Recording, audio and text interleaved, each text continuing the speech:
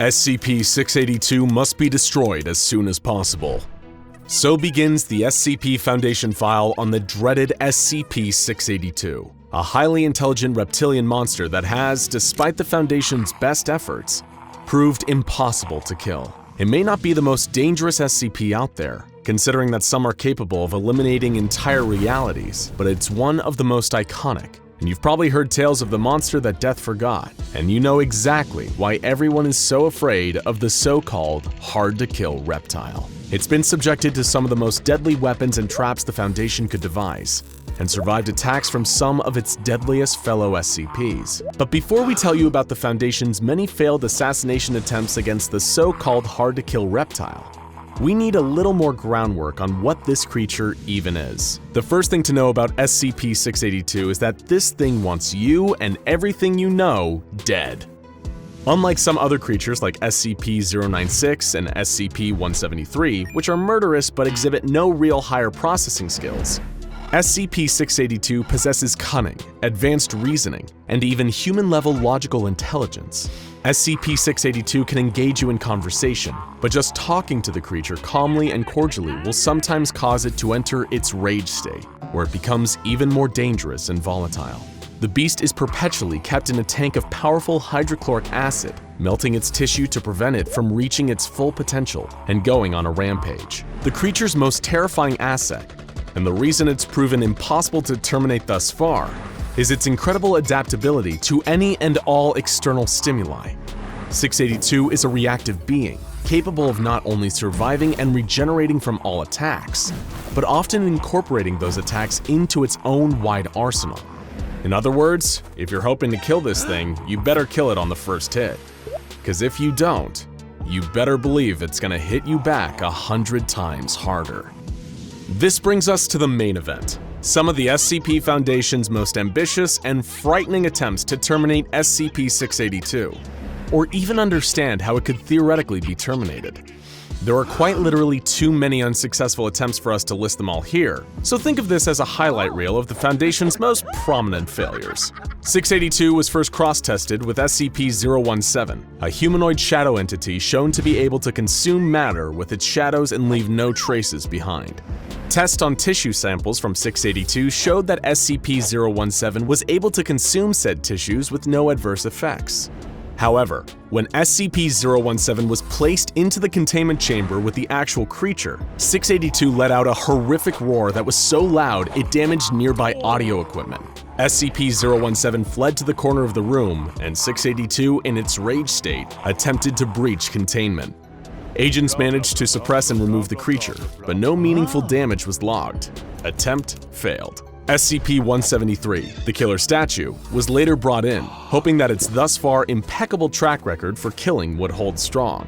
The second that 173 was introduced into the testing area, 682 retreated to the far wall and began screeching intensely. It was intelligent enough to know what it was dealing with here. While the researchers and guards expected an instantaneous reaction, there was actually a stalemate for over 6 hours, as 682 stared at 173 continuously. Eventually, the tie was broken when agents shot out 682's eyes with high-caliber sniper rifles, breaking the line of sight and causing 173 to attack. Though 682 sustained damage to several parts of its body, while its eyes regenerated, the creature was not killed. It then regenerated a number of eyes all over its body, covered in a clear armored carapace that made them resistant to bullets. The stalemate continued for an additional 12 hours as 682 maintained perpetual eye contact. 173 was eventually removed from the containment unit, and the mission was aborted. Attempt failed. In their desperation, the SCP Foundation restored to bringing in another dangerous and seemingly unkillable monster to take on 682. SCP-096, also known as the Shy Guy. As astute SCP fans will already know, this being kills anything that sees its face, with no known exceptions, and when it enters its attack mode, it's thought to be quite literally unstoppable. Or at least, it was. While SCP-096 was able to destroy 85% of 682's original body mass during their 27-hour battle, it was left mentally broken, wounded, and huddled in the corner. To this day, if ever confronted with SCP-682, the Shy Guy reacts in pure terror, turning away and clawing at its own face. Attempt failed. During a deadly containment breach, SCP-682 also went head-to-head organically with another iconic SCP Hall of Famer, SCP-106, also known as the Old Man. The Old Man and a shape-shifting psionic anomaly known as SCP-953 broke into 682's containment cell. The Old Man pulled both of his fellow anomalous combatants into his pocket dimension to continue the battle on his terms. However, despite losing 67% of his body mass during the ensuing pocket dimension showdown, 682 still prevailed, with the Old Man eventually fleeing back to his cell and 953 being collected and taken away by agents. Once again, SCP-682 continued to hold the title. But it wasn't just cross-testing experiments, intentional or otherwise. The SCP Foundation's quest to kill 682 led them to a number of more conventional murder methods, all with varying degrees of success. Due to SCP-682's highly adaptive abilities, some methods were discounted from the outset. For example, launching a powerful thermonuclear missile at the creature was soundly rejected by O5 Command, on the premise that if the creature wasn't destroyed and evolved to the point where it could shrug off nukes, humanity would be pretty much done for. Other ideas were abandoned just for being too ridiculous, such as one researcher's suggestion to fly the creature through the air and drop it from a considerable height, hoping to kill it with a high-altitude impact. I'm not sure we even need to tell you why that's a terrible idea, but during the experiments on SCP-682, the studies range from honest to incompetent to straight-up evil. One guest researcher fed 2 small innocent children to the creature just to see what would happen. He was then himself fed to the creature for his sadistic behavior, which was viewed as getting in the way of his professional conduct. After all, the Foundation is meant to be cold, not cruel. It was SCP-682 that had the monopoly on cruelty. Mimetic kill agents were a resounding failure. They attempted to dismember 682 with a powerful laser, only to have the creature develop reflective surfaces that displaced the beam and caused catastrophic damage to the area around it. They attempted to kill the creature by sucking all the air out of its containment facility and create a vacuum, but it expelled a dangerous gaseous compound that reacted violently and exploded when air was once again introduced into the room. The Foundation used high-precision blades to slice SCP-682 into approximately 12,000 pieces, then separated these pieces. Unsurprisingly, by this point, this attempt also failed. The 12,000 pieces reformed a short while later into the fully operational killing machine we all know and fear. In one particularly frightening display of intelligence and adaptability, the Foundation attempted to kill 682 with extreme heat, but it shielded itself by developing a second carapace composed of solid helium. When personnel entered the room following the failed attempt on the creature's life, it shattered its helium carapace into deadly shards that fired around the room and shredded all Foundation personnel in attendance. It had set a trap, and that trap had been wildly successful. The creature's ability to adapt to seemingly any offense is unparalleled, to the point where Foundation staff have no idea how to classify this creature, whether it's organic, inorganic, or even alive at all based on any definitions we could understand. At every turn, the creature just raised more questions. What is it? Is it possible to destroy it at all by any means? Who was even trying to kill who here? Because it certainly seemed like SCP-682 had a masterful KD ratio by now. More extreme feats of cross-testing continued in the Foundation's growing desperation to eliminate this monster. SCP-162, which is a hypnotic ball of sharp objects, hooks, and high-tension fishing line, was introduced to 682's containment cell. The hooks latched onto the creature and tore huge portions off, including its entire lower jaw and one of its limbs. However, 682 was still able to breach containment, kill 11 people, and badly wound 86 others. It regenerated its severe injuries in no time. The beast was even taken to the domain of the Gate Guardian, one of the proposals for SCP-001. The Guardian had a flaming sword hotter than the sun, capable of destroying its targets on an atomic level. Naturally, SCP-682 survived and regenerated. Perhaps the most fascinating cross-test of all was between 682 and SCP-053, who manifests as a kind, innocent little girl with the unfortunate condition of causing homicidal tendencies in all who come into contact with her for more than 10 minutes. The people with these tendencies would then attempt to harm the girl, but would immediately drop dead shortly after, leaving the girl intact. The researchers present anticipated two possible outcomes here. The optimistic outcome, in which 682 enters a rage state, attacks 053, and died for good, and the realistic outcome, in which 682 attacks 053, possibly experiencing some minor injury or nothing at all, and 053 had to be removed from the containment cell. But that didn't happen. What did occur was considerably more shocking than any kind of violence. When 053 entered 682's containment chamber, the monster became uncharacteristically docile. Researchers and staff were baffled and watched with amazement as 053 approached the terrifying, immortal, mass-murdering monster and began to play with it. 682 even allowed 053 to draw on its face with crayons. Researchers thought they must have been dreaming seeing this surreal display play out. 053 even appeared to have affection for this unkillable misanthrope. It was a single act in defiance of everything they thought they knew. When Foundation personnel entered the containment cell to separate the two, 682 went ballistic and killed multiple guards. 053 also wept, sad at being separated from her new friend. To this day, despite further testing, the Foundation has no idea how or why this happened. Like many details surrounding SCP-682, it's shrouded in deeply frustrating mystery. And so the tale of SCP-682 continues, in spite of the Foundation's best efforts. The monster continues to breach containment and slaughter with some regularity, taking out its seemingly limitless hatred for not only human beings, but anything that dares draw breath. Nobody knows where exactly the creature is from, what its true nature is, or why its ability to adapt and regenerate far exceeds any known organism on this planet. Perhaps one day, through enough research and cross-testing, we can someday answer these questions with scientific precision, but until then, we only have one answer. Hatred never dies.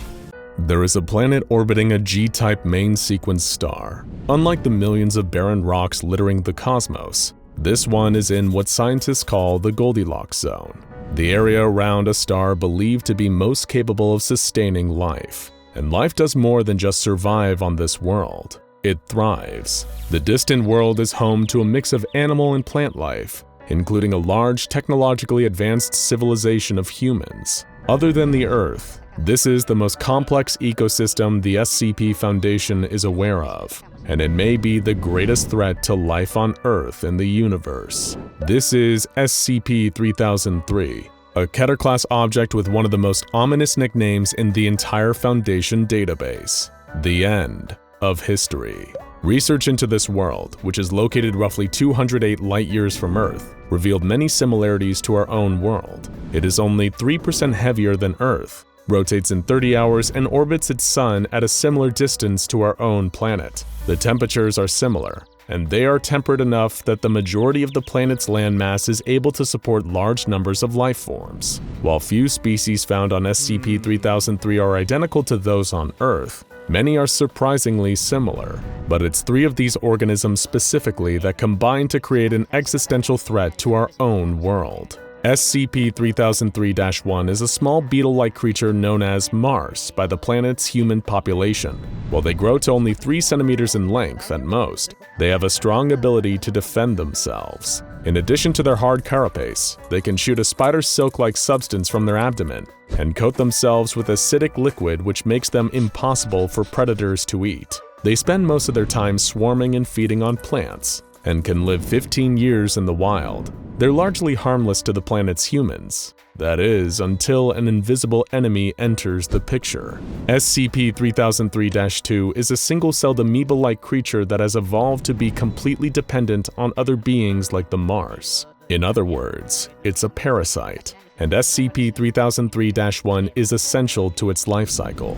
After it makes contact with the Mars and infects them, though, it doesn't stick around. Rather, it starts to transform the beetles into vicious parasites themselves, causing them to grow a long, pointed stinger on their head. This stinger can paralyze its target, allowing the Mars to inject whatever it stung with the population of SCP-3003-2 lurking inside of it. And these beetles that have been taken over only have one target. SCP-3003-3 entities are humans, 30 billion of them, to be precise. The human civilization of SCP-3003 is far larger than our own, and studies have indicated that they're genetically identical and could even produce viable offspring with the humans on Earth. And they are the primary target of the infection of SCP-3003-1 and 2. When attacked by the infected Mars, the beetle creates a hole and enters into the human's body before sealing the hole with its silk material. Once inside, it can live up to 3 years inside the human, during which time the human is fundamentally transformed. Once they've been infected, the SCP-3003-3 human becomes obsessed with spreading the Mars and develops a pleasure response to being in its presence. They maintain their intelligence and become hyper-rational, able to evaluate information quickly and effectively without any influence of emotions. While the capacity for emotions remains, these humans rarely express them and almost never act on them. They have one primary function: to spread the infection further. It sounds like the beginning of an alien invasion, but the invasion already happened. The war is over, and the humans of the planet orbiting HIP 56948 have lost. The infection is not growing, it's already complete. SCP-3003 has a population of 30 billion humans, and every single one is host to SCP-3003-1 parasites. This happened centuries ago, and the entire society has since been reshaped to accommodate these parasitic creatures and to make the human population more hospitable to them. While these humans are identical to those on Earth, they lack its genetic diversity. The humans of SCP-3003 have been selectively bred to make ideal hosts, complete with larger bodies, more fat tissue, higher pain tolerance, and less susceptibility to diseases. But the society has not degraded due to the infection, quite the opposite. The SCP-3003-3 population has become a hive mind of sorts, working together towards a single purpose. As such, these humans have evolved to be far more united than humans on Earth. They all speak a single language similar to Dutch, with no other languages still active. All humans belong to the same culture, and research has indicated this is about 500 years old. Before the infection, they were a humble society that had over 7,000 different cultures and mainly engaged in trading. None of them exist anymore, and they aren't the only thing that's gone. SCP-3003 lacks Earth's genetic diversity in animal and plant life. That's because in the early wave of SCP-3003-1 infections, the newly infected humans targeted any species that preyed on the Mars. These mass extinctions created famines and other ecological catastrophes, and led to a massive change in the way the humans of SCP-3003 live. The vast majority now live in carefully planned cities, built in the safe and temperate regions of the planet. These cities are mostly enclosed and are used for industry and food growth. They are also extremely tightly built, so much so that SCP personnel reported feeling claustrophobic. Many surfaces of the cities are coated with a material that closely resembles the feel of SCP-3003-1, the Mars beetle. The infected are so fixated on the pleasure that being around these beetles gives them that they use this as a form of entertainment. The remaining members of this society live in rural areas, in small, carefully planned communities dedicated to farming, mining, or manufacturing. These small pods are even more structured than the cities. Children in this world are raised communally by large groups of workers specializing in health and education. They are infected quickly, at only a little over a year old, which is as soon as their supervisors are convinced they're physically capable. Once they are infected and their mindsets converted to the interests of the Mars, the children are quickly tested to determine their ideal occupation before being steered into what they will do for the rest of their life, where, like everything else on SCP-3003, their day-to-day life will be highly structured. Adults typically spend 10 hours a day at work, with the rest being spent engaging in basic activities like eating, sleeping, attending educational classes, and engaging in entertainment. But the entertainment all revolves around the society's obsession with SCP-3003-1. They listen to recordings of the beetle swarms, visit the enclosures where the beetles are bred, or obsessively touch the distinctive lumps that the parasite cause on their hosts. Everyone fits in on SCP-3003. There is no other option. Any sign of divergence from one's job function is cause for the authorities to step in. The first step is medical exams to make sure that the parasitic infestation isn't becoming too harmful. Anyone who doesn't conform to the social standards is restrained by local members of the hive mind and brought in for observation. When someone becomes too old or sick to work for society and act as a host for the Mars, their usefulness is at an end, and they are used for organ harvesting and experimentation. In the society of SCP-3003, one life has no meaning. Its only worth is the value it can bring to the hive mind. There's one area of SCP-3003's development that is of greater concern to the Foundation though: their technology. SCP-3003-3 works as one, and that has allowed it to develop technology far beyond that of what we have on Earth. Their planet is run almost entirely on wind, solar, and tidal power, with a small amount also coming from geothermal and nuclear. Their computers have enough power to produce data that makes foolproof recommendations for public policy, and their artificial intelligence systems are far beyond anything the Foundation has developed. Their crops have been genetically modified to have ideal hardiness and nutritional value, and they routinely experiment on their own DNA for selective breeding purposes. The planet has launched satellites into space and visited the other planets in their solar system. But it's one invention in particular that has brought this strange planet to the Foundation's attention.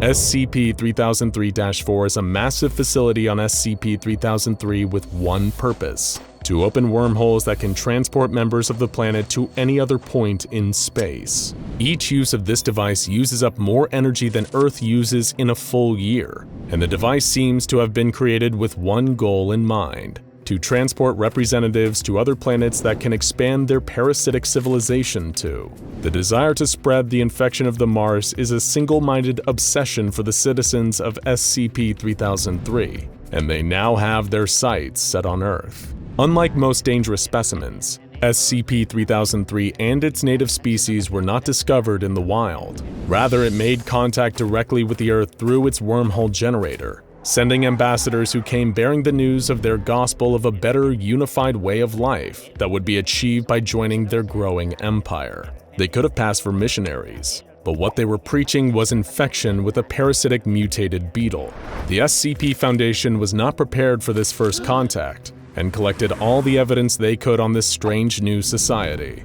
They quickly came up with one conclusion: SCP-3003 was larger, more powerful, and more advanced than anything on Earth, even the SCP Foundation. With no other option available for containing the threat, the Foundation took the only approach they could, making peaceful contact with the ambassadors and making them think Earth was interested in what they were offering. As long as the representatives of SCP-3003 think they are involved in peaceful negotiations for how to introduce the Mars to Earth, they are ready to cooperate and agree to some of the Foundation's terms. This has given the Foundation the opportunity to study the society and identify some potentially exploitable weak points, and they found one in particular that may give humans a chance for survival. That weakness? The representatives of SCP-3003-3 do not know how to lie. Once they're converted to host the Mars, everything they do serves a common purpose and is shared with every other member of their hive-like society. There is no need to lie and no purpose to it in their society, and as such, they can be deceived far more easily than most humans. That gives the SCP Foundation the chance to stall them and fool them into thinking Earth is planning for integration at its own pace. But even the residents of this strange civilization's patience may have its limits. The representatives seemed cooperative at first, agreeing to many concessions the Foundation requested, including carefully regulating where they entered Earth, and making the Foundation their first point of contact for their Earth Contact and Research Committee. This allows the Foundation to ensure no invasive species makes their entry onto Earth unknown. Because the civilization is unable to lie, the Foundation has convinced them that Earth is contaminated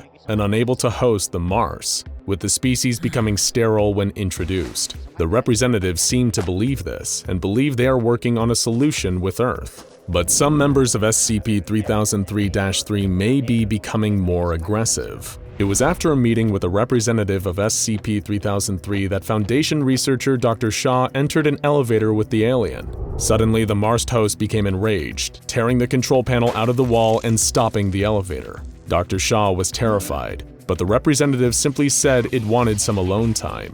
The SCP-3003-3 representative started speaking, but it didn't seem to speak like the other members. It was intense and intimidating, and most worrying, it referred to taking over a two-legged species over 500 years ago. It wasn't the humans speaking, but neither was it the Mars. No, this was the single-cell organism that had puppeteered both them and the Mars. Unlike the humans of SCP-3003, it wasn't fooled by the Foundation's subterfuge. It knew they were resisting, and it didn't believe the story about the planet being inhospitable to the Mars. It wanted the Earth to surrender and join the Hive mind, and it argued Earth would be better for it. No more war, no more conflict, no more hate, no more poverty. All it would take was the complete surrender of everyone on Earth's free will, and it made clear that it would win. It would be the last thing, the only thing left in the universe, and everyone would join it one way or another. It was clear that the threat of SCP-3003 was more pressing than thought, which posed a question.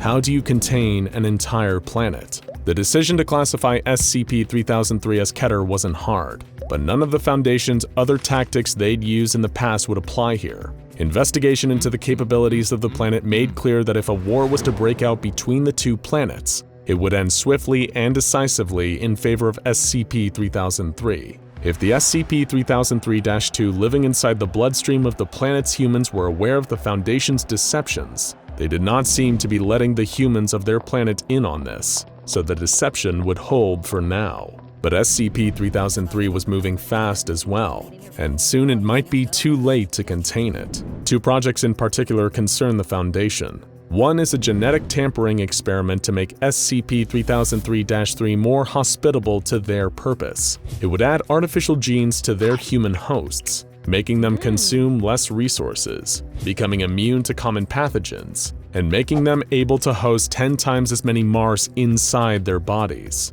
These genes would turn the infected humans into their own new species. They are working on traveling to and terraforming planets in other star systems, which would make them capable of spreading virtually anywhere, and at that point, impossible to contain.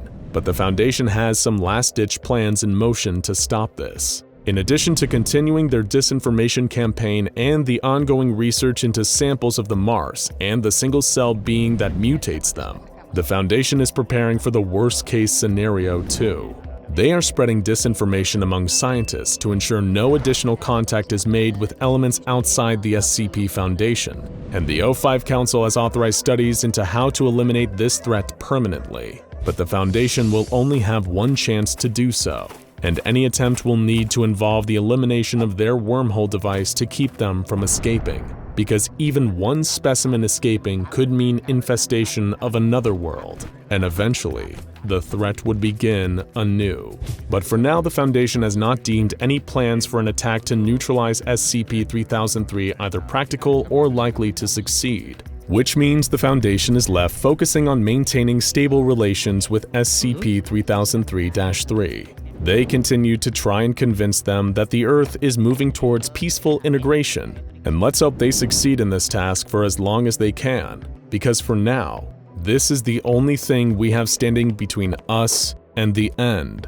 of history. On an ordinary day in 1991, a young man known by the initials JS went on a hike with 4 of his friends on the wooded outskirts of their small town.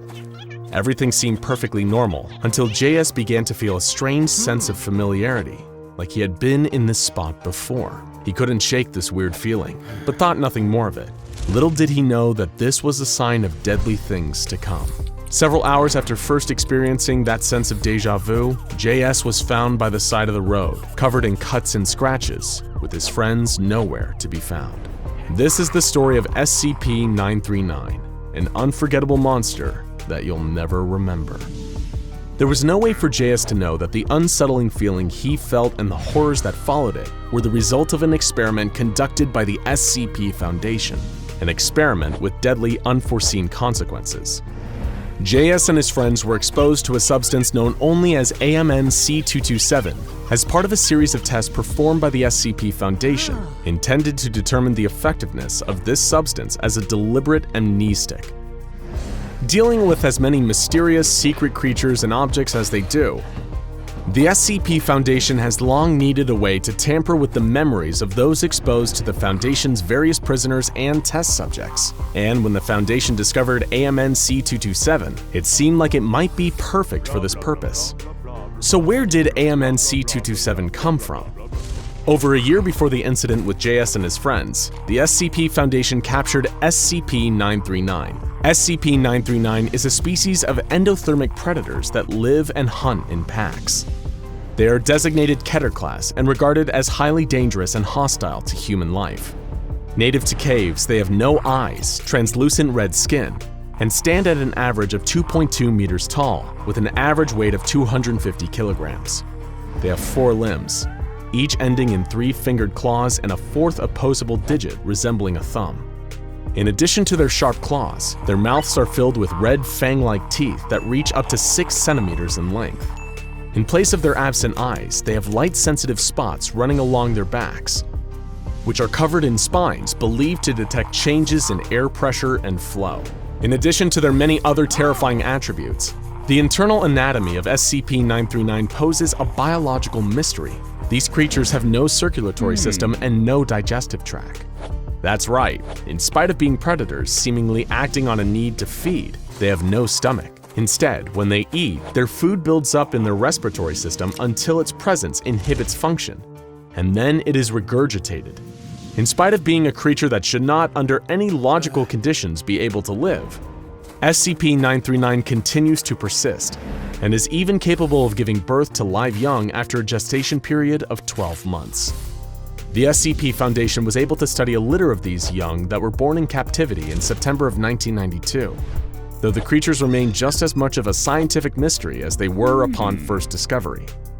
Everything about them seems to defy the logic of the natural world, which, to be fair, is really nothing new for the Foundation. The respiratory system of SCP-939 was found to exhale small traces of an airborne amnestic substance, given the name AMN-C227.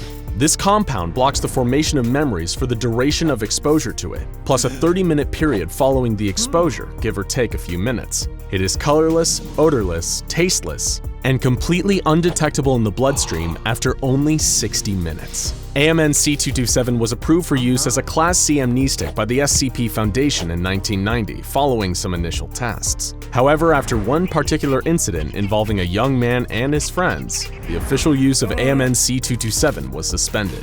JS and 3 of his 4 friends were previously given a dose of AMN-C227, though the details of why they were given the amnestic has since been stricken from the record. Several months after being exposed to AMN-C227, JS and his friends went out on their ill-fated hiking trip.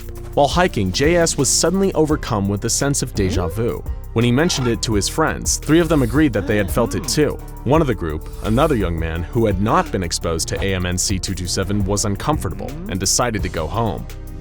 JS and the remaining 3 members of the group made the choice to stay in the woods and try to determine what was triggering the unusual feeling of familiarity. As they got closer and closer to a large cave near the hiking trail, the sense of having been there before grew stronger and stronger. Armed with only one flashlight and a foolish curiosity, the 4 went inside the cave. They made their way deeper and deeper and deeper into the darkness, not knowing why they felt this way or what they might find inside. None of the group could explain just what felt so familiar, only that the further they made their way into the cave, the more pronounced the feeling became. It was getting late, and they knew they should have been afraid to venture so deep into a cave with only one light source and no knowledge of what lay inside. But still, they pressed on. One of the group remarked that they should turn back, but the others refused to listen. They wanted to know what they were getting close to, what was drawing them deeper and deeper into the cave. Unfortunately for them, they would get their answer. In the heart of the cave was a pack of SCP-939, waiting patiently for their prey to wander into their domain. There are no witnesses to account for what exactly happened to JS and his companions, but we can reasonably piece the events together from what happened after. Once the friends reached the heart of the cave, the creatures were on them in seconds, raking them with their sharp claws and biting with their fangs. SCP-939 are larger and stronger than most people, so it was probably not much of a fight. However, while his friends were being devoured, JS was somehow able to scramble out of the cave and make his way into the woods in search of help. Under the influence of the AMC-227 that had built up in the cave from the presence of the pack of SCP-939, JS lost a large portion of his memory of the event. He found himself on the side of the highway late at night, seriously injured and his clothes ripped. An officer found him there and asked him to stay still and remain calm until an ambulance could arrive. JS was still in a panic and attempted to run away from the officer, begging to be released so that he could get away. He babbled incoherently about the color red, screaming over and over again about the red, though when prompted, he could not explain what the red he was screaming about referred to. His friends were not with him. Just as the officer managed to calm JS, the ambulance arrived. Its flashing red lights sent him into another frenzy, and he attempted to escape custody, claiming that the red lights were going to get him. The official police report described JS as perhaps being under the influence of a powerful hallucinogen, that he was just having a bad trip, but the SCP Foundation knew better. The Foundation conducted an interview with JS about his experience, and determined that SCP-939 was certainly involved. As part of their cover-up effort, they strongly implicated JS in the disappearance and the death of his friends. He was convicted of manslaughter, though the bodies of his friends were never found. It is rumored that the SCP Foundation hired him on a prison work release program, and that he now works as a member of the janitorial staff at one of the Foundation's facilities. This incident led to the suspension of the use of AMN-C227, as it revealed some vital and disturbing information about the compound's side effects. After the exposure to AMN-C227, a person who found themselves exposed to it again would experience a sense of familiarity and felt compelled to investigate the source of this feeling. Essentially, anyone treated with AMN-C227 are not made aware of the existence and danger of SCP-939 would become a perfect victim, primed to be attracted to dens of SCP-939. It is likely that this side effect is not a coincidence, but rather a deliberate hunting tactic designed to attract prey that had somehow managed to escape. With no memory of their attack at the hands of SCP-939, this previous intended prey would find themselves drawn to the same den or even a new one, not knowing that they were walking back into near certain death. While the SCP Foundation suspended the use of AMN-C227 as a Class C amnestic, they did recruit a team of SCP field operatives to take advantage of this side effect. This team of operatives were deliberately administered a dose of AMN-C227 and briefed on its effects, as well as the dangers of following the feeling of déjà vu should it surface in the field. These infected officers were essentially used as bloodhounds, relying on any sense of unusual familiarity to sniff out new dens of SCP-939 so they could be captured and contained by the Foundation. As far as we know, this operation is still ongoing today. However, now that the Foundation has a sufficient number of specimens to study, additional dens of SCP-939 that are discovered are ordered to be immediately destroyed. As for the SCP-939 still in captivity, they are contained in environmentally regulated and negatively pressured cells with walls of reinforced concrete. The doors to the cells are airtight to prevent the leakage of any AMN-C227, and any personnel that interact with one of the creatures is required to wear level C hazmat gear to avoid exposure and follow decontamination procedures upon exiting the cell. All SCP-939 have subdermal tracking devices implanted to find them in the event of escape. Only one SCP-939 has given birth in the time that the creatures have been in captivity. Strangely, SCP-939 young look indistinguishable from human infants and change their physical appearance at some yet unknown point as they age. If any more offspring are produced, they will immediately be separated from the parent and studied. All that we know is that they are found in caves in the woods outside of a small town. It could be any town, even yours. So, if you're ever out hiking and struck with a sudden feeling of déjà vu, don't investigate. Don't get curious. Just go home. It might just save your life. It was July of 2004, and Bill Murray was enjoying the peak of an extremely successful career. Not only had the iconic actor starred in some of the most beloved comedies of the 20th century, including Ghostbusters and Groundhog Day, he'd voiced the main character of the recently released live-action Garfield movie. It'd been a financial success, but it was a critical flop. Not that this bothered Bill.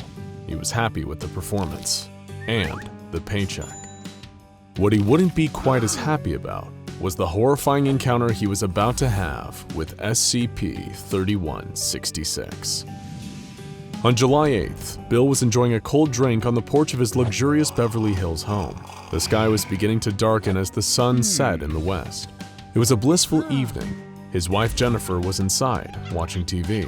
Nothing seemed particularly out of the ordinary until he noticed a quick flash of orange in the distance. It was almost too fast to register, this large orange shape darting past the corner of his eye. For a second, he entertained the thought that it might have been an escaped tiger, but it was gone too fast to really tell. Bill finished his drink and headed inside. He had enough for one night. The next morning, he got up to read the paper and found the Garfield movie getting slaughtered by the critics. One review stated, "No one can accuse Garfield the movie of infidelity to its source. It faithfully conveys the banality of Jim Davis's cartoon." Another called it, "a film without energy and without spirit." He put the paper down and ate his breakfast. A few blows to the ego were worth it for the paydays that came with big-budget family films. Just then, his wife came to him with a strange question. "Were you walking around downstairs in the middle of the night?" No, he hadn't. He'd been sleeping like a baby. Why did she ask? "Well," Jennifer said, "I heard some rustling downstairs last night. It sounded like something big." He hadn't heard anything though, and told her it was probably just her imagination. He put it out of his mind and continued about his day. He decided he would keep his eyes peeled for that orange blur again though. Bill didn't see anything peculiar the rest of the morning and went to a local cafe for lunch. He ordered a coffee and a cream cheese bagel, then made a quick trip to the bathroom while his food was prepared. When Bill returned to his table though, there was something strange. Instead of a bagel, there was a large heaping of lasagna on the table. What was going on? This cafe didn't even serve lasagna. Bill knew something was terribly wrong. Things only got stranger when Bill came home to find a small tuft of orange fur snagged on the frame of his front door. And it wasn't synthetic fur like you'd see on plush toys or stuffed animals. No, this was real animal fur. Maybe someone was just goofing off or trying to play some weird prank on him. But it didn't feel like it. Deep down, Bill Murray knew that he was in grave danger. Whoever or whatever was behind this, it wanted to hurt him. That night, his worst fears were realized. Bill's wife had left town for the week, and he was headed to the kitchen in the middle of the night for a glass of water when he saw something, a huge figure moving up against the glass door leading to his backyard. The thing was huge, nearly 7 feet tall, with a bloated, fur-covered, misshapen body that was pressed up against the door. Its fur was bright, garish orange, a cartoon orange. Strangest of all, though, was the sound it was making. It sounded like it was purring. Bill backed away from the door and then ran back to his room to hide. The whole night he sat cowering as he heard scratching against the walls, like something was trying to get in. He was terrified and too scared to do anything, even move. Finally, as morning broke, the noises seemed to stop. Bill had to do something. He couldn't let this nightmare go on another night. What if things got worse? What if that thing managed to get inside? He called the local police, and when they arrived, he explained the incredibly strange situation as best he could. He told them he was being stalked by some kind of huge cat, or at least someone dressed like a huge cat. Also, there was lasagna involved. The officers interviewing him could barely contain their laughter as he told them his story. A giant orange cat? Perhaps, one of them theorized, he angered some kind of obsessive Garfield fan through his involvement in the live-action movie. After all, the original comic had been running for years and had been extremely popular. Who knows what kind of nutjobs were obsessed with seeing only a faithful adaptation of the source material. As the officers departed, Bill was confident that they weren't taking him seriously. He couldn't rely on any of them for protection. Thankfully, from a multi-decade movie career, he had plenty of disposable income and decided to hire a private security team to protect him while he looked into this mystery. He had 2 trained bodyguards positioned around his home at all times for the next month. They were armed and given the cryptic orders to fire on anything orange. Meanwhile, Bill began to fall down a Garfield rabbit hole. He felt strangely compelled to research all the Garfield media he could find, as though the answer to his terrifying situation was somehow hidden between the lines. Bill explored the entire backlog of thousands of comic strips. He read the books and interviews with Jim Davis. He watched the cartoons and straight-to-DVD animated movies. Ironically, for a guy who'd recently portrayed the lasagna-loving orange cat, Bill had never felt quite so immersed in the character before. He found the strange pathos in the routine of Garfield and his friends. One particular comic really piqued his interest, though.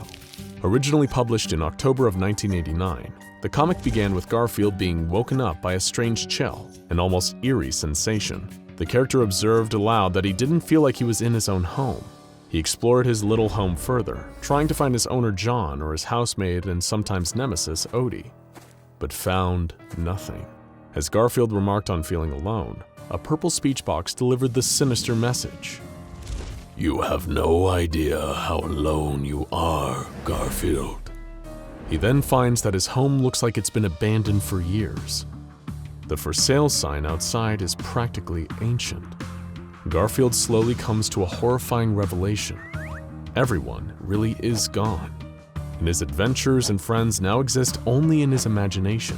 He's trapped in a prison of his own creation, trying to stave off his endless loneliness, in denial about the reality of his situation. The comic ended with a quote directly from Jim Davis himself saying, "An imagination is a powerful tool. It can tint memories of the past, shade perceptions of the present, or paint a future so vivid that it can entice or terrify, all depending upon how we conduct ourselves today." As he read those words, Bill Murray felt a chill down his spine. Why had he wanted to get involved in the Garfield movie in the first place? What had he gotten himself into? Before he could slip any deeper into his own mind, Bill heard a faint, choked scream downstairs. He felt his breath catch in his throat. He was terrified, but needed to see what was happening. He carefully and quietly began to creep down the stairs. At the bottom, he poked his head around a corner, and that's when he saw a member of his security detail lying dead on the floor. His face was blue from asphyxiation. His mouth was stuffed with lasagna. It looked like he had been force-fed to death. Bill wanted to scream, but he couldn't, or maybe knew he shouldn't.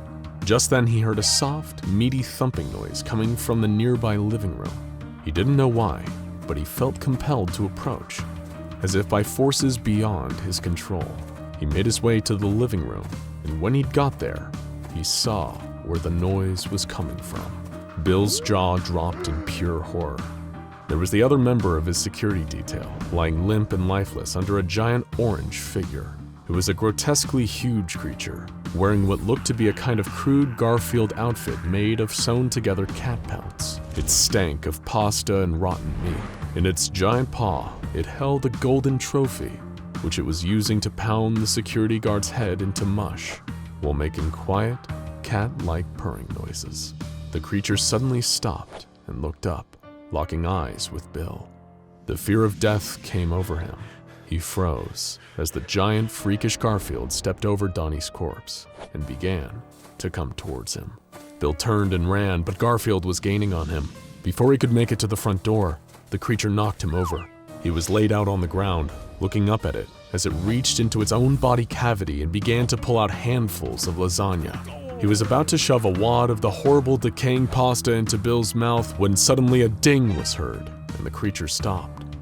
It looked up, as if sniffing the air, and then suddenly turned and lumbered towards the kitchen. Bill watched as the Garfield monster entered the kitchen, where somehow there was a steaming hot fresh lasagna sitting in the open oven.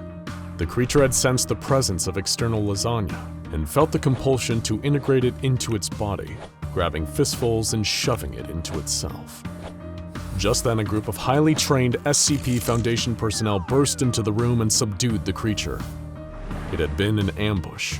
The Foundation had been tipped off to the presence of the creature by monitoring the local police department dispatches, and the report of a 7-foot-tall comic book cat terrorizing a Hollywood actor was definitely worth looking into.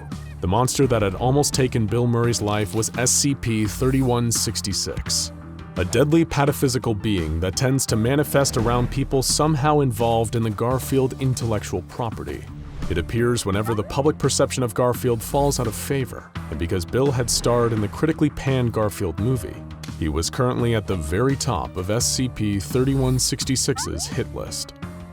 Thankfully, he managed to survive his terrifying ordeal, and was administered amnestics by Foundation personnel so that he could return to his normal life. This frightening and mysterious creature has been around since 1989, appearing after the publication of the haunting Garfield comic that Bill had read that very night.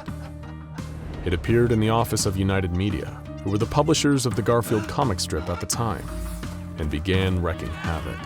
Since then, the creature's manifestation has been a constant threat whenever Garfield loses its popularity or audience. As a result, the Foundation has spent years as the funding source behind all Garfield media, and even planting hypnotic mimetics into the comic strips to ensure that there is always a loyal fan base.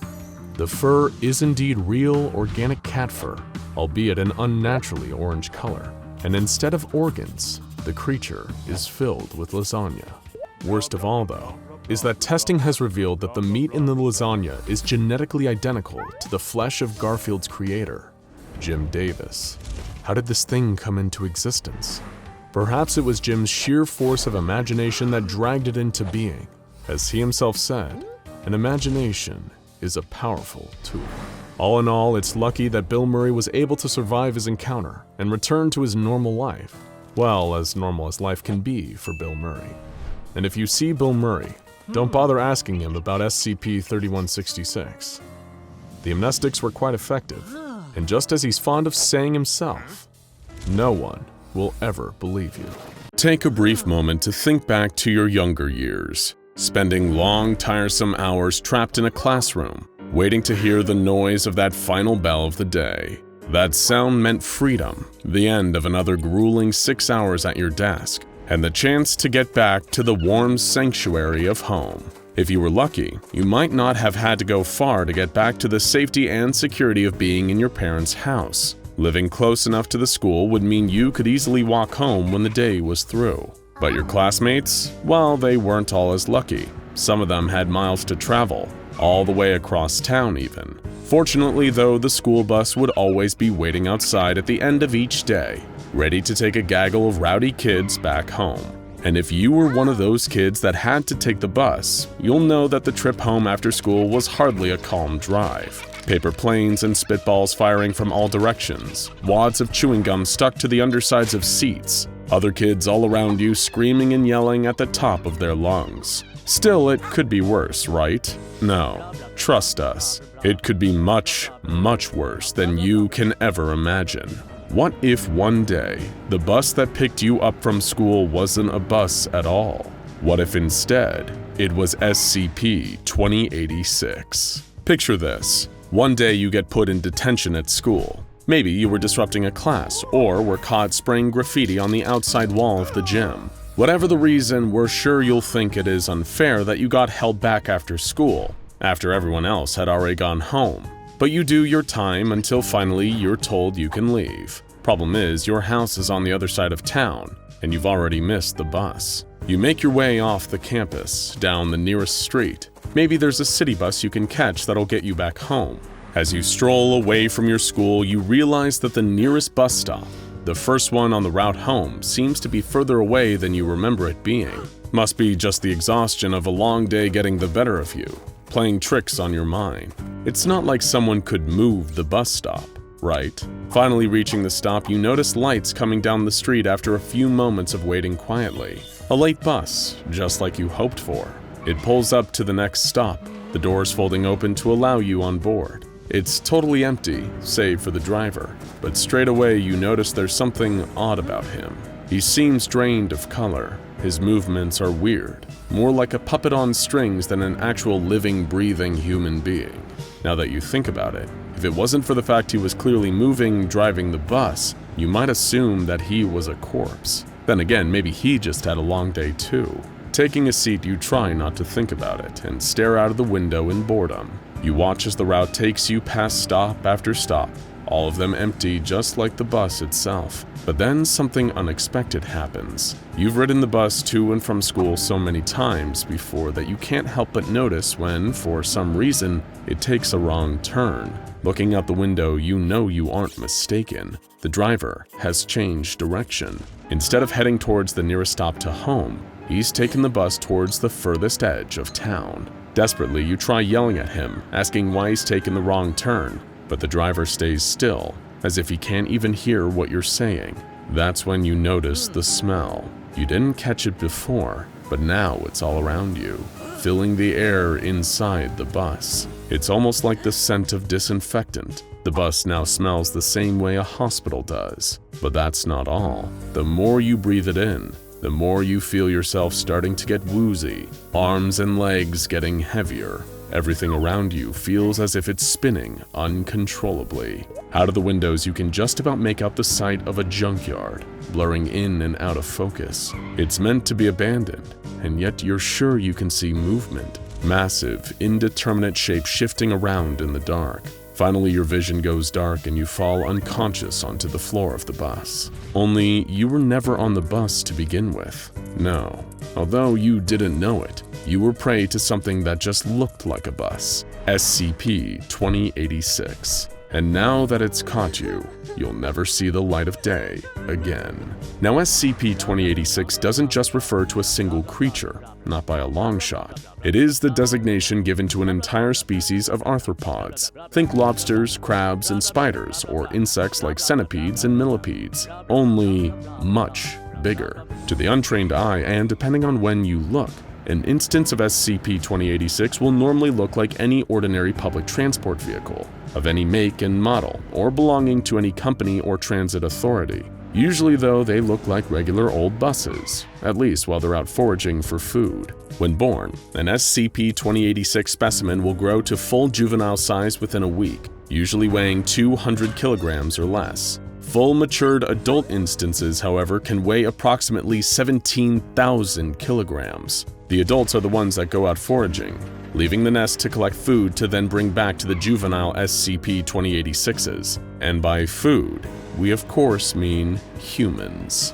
While out on the roads, matured SCP-2086 creatures are practically identical to the auto vehicles that form their bodies. But the materials that this disguise is made from, the steel, plastic, wood, and glass, they're all actually comprised of specialized chitin, the kind of outer shell you'd find on most arthropods. But underneath that outer shell, that's where you'll find the real horror. Within the main chamber, beneath the flooring of the bus's long inner portion, is stored the pulsing, beating heart of an SCP-2086 specimen. And we don't mean that in a metaphorical sense. If you were to lift up the floorboards of one of these bus-like creatures, you'd see its heart, along with other vital organs like the creature's brain and stomach. What's more, the figure in the front seat that you thought was a living, breathing bus driver actually isn't living or breathing, not anymore. Preserved in a shell-like substance that the creature is able to produce, the driver is actually a human corpse, acting as a decoy for SCP-2086s. From within the bus body, fibrous appendages reach up into the corpse, almost like incredibly thin hairs. The creature can then use the cadaver essentially as a puppet with a dead person's body. That's how an SCP-2086 is able to move its driver around, making it appear more lifelike so it can lure its prey aboard. Think of it like the bioluminescent light that an anglerfish uses to tempt unsuspecting fish into their jaws. Same principle, but with a dramatically different result when it comes to SCP-2086. But if you thought bus creatures with internal organs under the floor and dead meat puppets in the driver's seat weren't creepy enough, there's still much more to SCP-2086s than meets the eye. For example, when they aren't out foraging, the adult creatures can unravel the roof of their bus-shaped outer shell. Underneath is a pair of wings, large enough and strong enough to carry their entire 7,000 kilos of weight off the ground and up into the air. As for eyes, the headlights at the front are, in actual fact, bioluminescent optical organs, allowing the creatures to see their prey even in the dark. Still not horrifying enough? Well, would knowing about their legs help? The wheels underneath an SCP-2086 specimen are also capable of unraveling, forming long gray or black legs like those of a spider. Yes, these are bus creatures with wings and multi-jointed legs. These legs aren't just big, clumsy appendages either. Compared with other arthropods, SCP-2086s are able to use their limbs to perform surprisingly intricate actions and finer levels of manipulations. For instance, a number of specimens have been observed in the wild by the SCP Foundation building shelters out of any materials that they can find near their nesting ground. And where do they normally nest? Wherever there's plenty of scrap metal and hardly any people to notice them. junkyards are the preferred habitats of SCP-2086s and where they will normally establish their colonies. While the juveniles remain within the confines of the colony, adult SCP-2086 specimens will leave to collect humans. Although on occasion, the younger specimens have been known to travel out from their nest and rearrange or relocate signposts for bus stops. They then place them in a route that leads them back towards their nesting ground. It's something worth remembering if your nearest bus stop ever seems to be a little further away from the school than usual. Afterward, the older specimens will travel along the route laid out by the juvenile SCP-2086s, picking up any human passengers that they find waiting at the relocated bus stops. They have to choose their moments wisely, with people boarding and disembarking from the bus usually every few stops. Once an SCP-2086 has as many humans on board as it can carry, with the certainty it won't lose any at the upcoming stop, it secretes a substance similar to chloroform. This fills the inner chamber of the bus, causing that noxious smell, like hospital disinfectant. The chloroform-like substance incapacitates all the passengers on board, rendering them unconscious and readying them to be taken back to the local SCP-2086 colony. Once the adult SCP-2086 has arrived at the junkyard, the juveniles will descend on it. Given their much smaller size, they will climb inside the mature specimen and forcibly remove each and every human passenger it is carrying within. Then comes the truly nasty part: feeding time. Each juvenile SCP-2086 will force their captive human through an orifice that is located under the front hood of their vehicle's shell. This sphincter, a circular formation of muscle that can expand and contract to perform a bodily function, is connected to where the steering wheel is found on an adult SCP-2086. The younger creatures will push their human prey through the sphincter, consuming them. Once this has occurred, those hairy appendages in the driver's seat will then latch onto the body of the now dead human, piercing through their skin, winding up and around their bones. These are the same fibrous hairs used to puppet the deceased corpse and use it to lure others aboard the bus. But these appendages have another function: they're feeding tubes. They will drain every last drop of blood from the SCP-2086's prey until the body is little more than a husk, at which point the tubes inject a saline solution directly into the cadaver. Afterwards, the inside of the bus fills with that same substance that preserves the corpse, and the process is complete. As horrifying as these creatures are, one of the few upsides of SCP-2086s is that they don't live very long. Female specimens will reproduce after 8 days and produce 20 offspring after this point. Each of these newborns reaches full maturity and size in about a week. On average, SCP-2086s live for 12 to 15 days. Another net positive is, because of their short lifespans, an SCP-2086 specimen doesn't need to feed on a human more than once, as the nutrients it absorbs as a juvenile are enough to sustain it through adulthood. Once it has matured, an SCP-2086 will go out into the nearest city or town to forage for humans, providing food to the next generation. And so the cycle continues. In the future, rather than taking the bus, maybe it's safer to walk. It might mean the difference between you making it home or becoming food. A month ago, Dr. Robert Maxwell was a senior researcher working at the facility, but a tragic mistake had cost the lives of several of his co-researchers. Now he was being led down a bleak hallway in Armed Biocontainment Area 14, a rifle-wielding guard flanking him on either side. The once rising researcher had a very different title now: D-8724.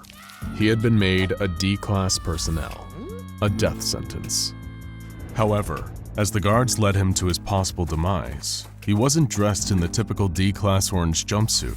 No, he was dressed in frilly Rococo dining wear more typical of 18th century France. If anything, Dr. Maxwell looked like he was on his way to meet royalty, and in a sense, he was. The former researcher had begged for any other assignment, but the site director insisted on committing Dr. Maxwell to tea time with SCP-082. He'd always been the talkative type, so the two would make a perfect pairing. And if the creature found him sufficiently amusing, then Maxwell might even leave the containment cell alive. He had heard legends of the giant creature they called the Cannibal. Maxwell hoped they were just stories. Dr. Maxwell was pushed by the guards into a large, luxuriously appointed room, and the doors were locked behind him.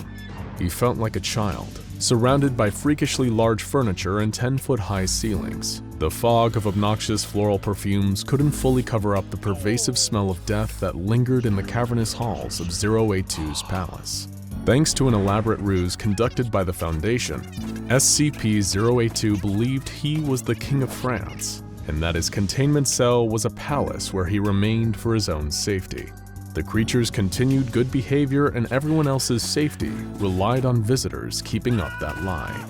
Maxwell had never worked in this area of the facility, so a lot of the standard procedures were new to him. Still, his superior had given him a clear directive: talk to the monster, communicate with him, be cordial and friendly.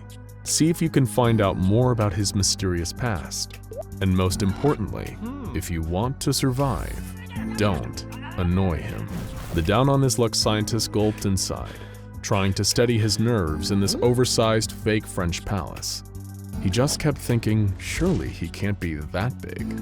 He almost talked himself into believing that the accounts of the creature were just that, tall tales, until a huge figure began lumbering into the main chamber. It was him, SCP-082, also known as Fernand the Cannibal. SCP-082 was an 8-foot-tall hulking monster, built sturdier than the castles it likes to imagine are its true home. Swollen, bloated, and grossly out of proportion, the creature clocks in at over 700 pounds, most of which is pure muscle that's almost impossible to pierce with conventional weaponry. SCP-082 stopped just feet away and stared at Dr. Maxwell with its beady, sunken-in eyes, like a hungry rat. Just the sight of it struck terror into Dr. Maxwell's heart, but he didn't dare show his fear.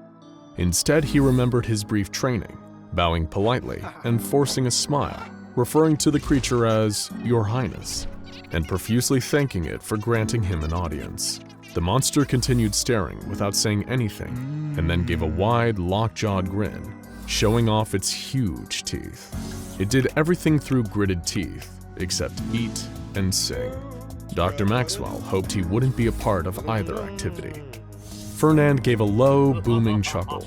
He thanked Dr. Maxwell for coming to give him some company and invited him to come further inside and take a seat, adding, with a sly wink, that he won't bite. The monster complained that he so rarely gets visitors to the palace these days, but he omitted the fact that the main reason for this was his tendency to devour them. Maxwell nodded and followed the giant deeper into its oversized abode. He couldn't help but notice that the monster's arms looked like huge, fleshy punching bags.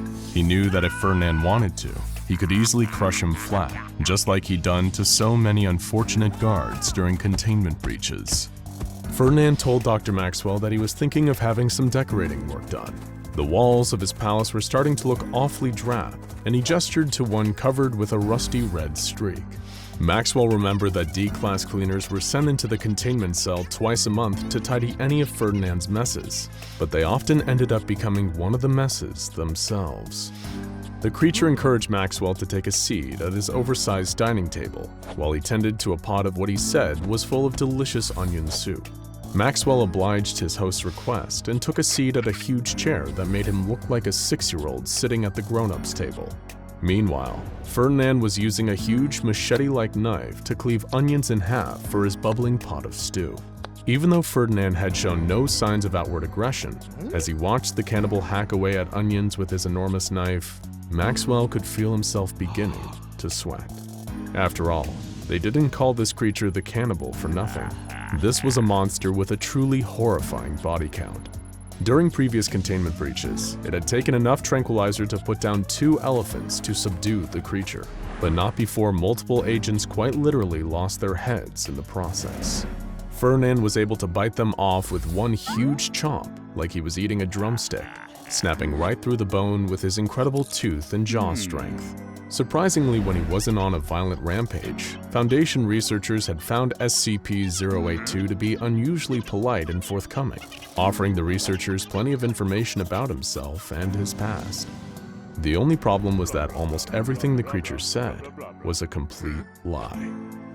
From his time as a researcher, Maxwell knew that there were only a few details about the creature that could be ascertained for certain. SCP-082 would reliably answer to the name Fernand, and genetically, Fernand was technically human. The means by which Fernand became so grotesquely huge, strong, and cannibalistic are still unknown. Foundation personnel are still looking into whether it's due to some kind of anomalous genetic mutation or by more supernatural means. All we know is that he's big, unpredictable, and extremely dangerous. Dr. Robert Maxwell sat terrified at the dining table of SCP-082, listening to Fernand's slightly dull blade chop through the final onion, which he then tossed into the boiling soup. Fernand had switched the topic of conversation to one of his favorite fictional characters, Hannibal Lecter. Of course, Hannibal the Cannibal isn't quite so fictional to Fernand. While he's been shown to be extremely intelligent in terms of puzzle solving and memory, he seems to have no understanding of the distinctions between fiction and reality. He assumes all movies and TV shows are a form of documentary or reality television. And ever since seeing The Silence of the Lambs, Fernand has been eager to meet with Dr. Lecter, which he emphasized to Maxwell over and over. Since trying to explain the concept of fiction to Fernand had never previously worked, Maxwell simply told him that Dr. Lecter is extremely busy at the moment, but will visit whenever he gets a chance. This seemed to satisfy Fernand, who placed 2 large bowls of steaming soup on the table before sitting down a little too close to Maxwell. He couldn't help but notice that the giant cannibal was now sitting within biting distance, and as a lowly D-class, nobody would be rushing in to save him if things went south. Fernand began ranting through his clenched teeth once more, occasionally stopping to consume a hefty spoonful of onion soup. Maxwell was sure to do the same, not wanting to seem anything less than polite. But soon the tenor of Fernand's rant began to shift. Typically the monster spoke French or heavily accented English. Now he was affecting the accent of a Victorian gentleman, peppering his speech with tally-ho and the game is afoot. Maxwell was confused at first, but quickly realized the game Fernand was playing. It's well known that Fernand is a pathological liar who likes to play numerous characters, changing his mannerisms and clothes accordingly. These personas have included a vampire, Big Bird, Andre the Giant, Foundation researcher Dr. Bright, the Incredible Hulk, Alexander the Great, Captain Hook, Dr. Frankenstein, and Frankenstein's monster. And, of course, in this case, the iconic fictional detective, Sherlock Holmes. Fearing for his life in this strange situation, Dr. Maxwell did the only thing he could: play along. As Fernand reeled off his Holmesian delusions, Maxwell began to play the role of Dr. John Watson, asking follow-up questions and complimenting Fernand's impeccable deductive reasoning. And it seemed to be working. Fernand played along too, acting as though the two of them really were Arthur Conan Doyle's crime-fighting duo. Towards the end of their game, Dr. Maxwell was even starting to enjoy it, amazed that his quick thinking was actually keeping him safe. But just then, the cannibal froze, as if in a trance. He locked eyes with Dr. Maxwell, like a mad dog that you can't tell if it's going to bite you or not. He saw the creature's gargantuan teeth separating, its huge jaws stretching open. This could surely only mean one thing. Dr. Maxwell winced and prepared for death, cursing that all of his quick thinking had amounted to nothing. Fernand leaned towards him, his gaping maw with its hot onion-scented breath just inches away from Maxwell. And then, he began to sing. The cannibal broke into a raucous Victorian pub song, happy and jovial. In his moment of terror, Dr. Maxwell had forgotten that this was the other reason SCP-082 opens his nightmarish jaws. Relief washed over him, as he knew he was safe, at least for the moment. Not long after, Foundation guards arrived and escorted him from the cell, leaving the delusional giant to his own devices back in the so-called palace. The former researcher had done it. He had bested Fernand the Cannibal, and hopefully it would be the last time he'd ever be face to face with that deranged giant. Unfortunately for Dr. Robert Maxwell, in a performance review later that week, one of his superiors remarked that Fernand enjoyed his company and he had done a great job. Such a good job, in fact, that Fernand insisted he have Dr. Maxwell for dinner, or any other meal for that matter, sometime very soon. There's been a strange phenomenon sweeping central Germany. While the true extent of its influence is still unknown, it seems to have been going on for quite some time now, usually in irregular intervals. If you were to head down to any of the towns within the affected region for a visit, the chances of you noticing anything out of the ordinary would still be rather low. But then again, if you're in the wrong place at the wrong time, it's entirely possible you could witness an occurrence of SCP-2083, every arachnophobe's worst nightmare. One terrifying incident happened at a baseball game held during the height of the summer. With the scorching sun hanging high above a stadium packed with eager fans, the home team was neck and neck with their longtime rivals from the next town over. As the players took to the field after a changeover, everything hung in the balance. The home team's coach had made a bold change, sending out a new baseman, a young man named Jenik Denke. He was a rookie, untested, but the team's strongest veterans had been doing their best through the whole first half of the game, and still, the scores were almost tied. And so Janik stepped up to the base, unaware that making the next catch would change his life forever. The crowd was silent, the tensions flattening their cheers and chants to a low murmur as the rival's heaviest hitter stepped up to the bat. He was a behemoth, arms twice the size of the baseball bat he carried over his broad shoulder, striding up with confidence as he readied to swing. Watching and waiting, a bead of sweat rolled down Janik's forehead, dropping down the bridge of his nose. He couldn't tell which was making him sweat more, the heat of the sun or his own nerves. His teammate at the pitcher's mound lifted a leg, the baseball in hand. If he gripped the ball any tighter, his fingernails might have splintered and got lodged in the white synthetic leather wrapped around it. Janik stared, not even bothering to wipe away the drops of sweat in his eyes. As his teammate's throwing arm reeled back and hurled the ball forward, it felt like time itself had slowed down. The rival team's batter swatted the baseball out of the air with an earth-shattering crack that sent the ball speeding through the air. Janik dashed to catch it, his mitt outstretched. The ball was careening back down to earth like a white and red meteorite, almost moving fast enough to burn up on re-entry as it hurled through the atmosphere. Janik could feel his heart rattling against his ribcage as every instinct told him he'd never make that fateful catch. In a final act of desperation, he leaped off the ground with every ounce of strength, and all around him the crowd exploded with the thunderous sounds of overjoyed applause. The mighty force of the weighty cork ball was like catching a punch in midair, the tremors of the impact rippling down Janik's arm. He felt that first, before realizing that the ball was now lodged securely in his hand. He'd done it. He'd made the catch. The batter was out. But before he could even react in celebration, it happened. His arm recovered from the initial shock of the catch just in time to feel the lightning-fast flurry of small legs scuttling over his skin. Barely able to catch his breath, the last thing Janik saw was something that used to be the baseball, hurriedly crawling up his chest towards his neck.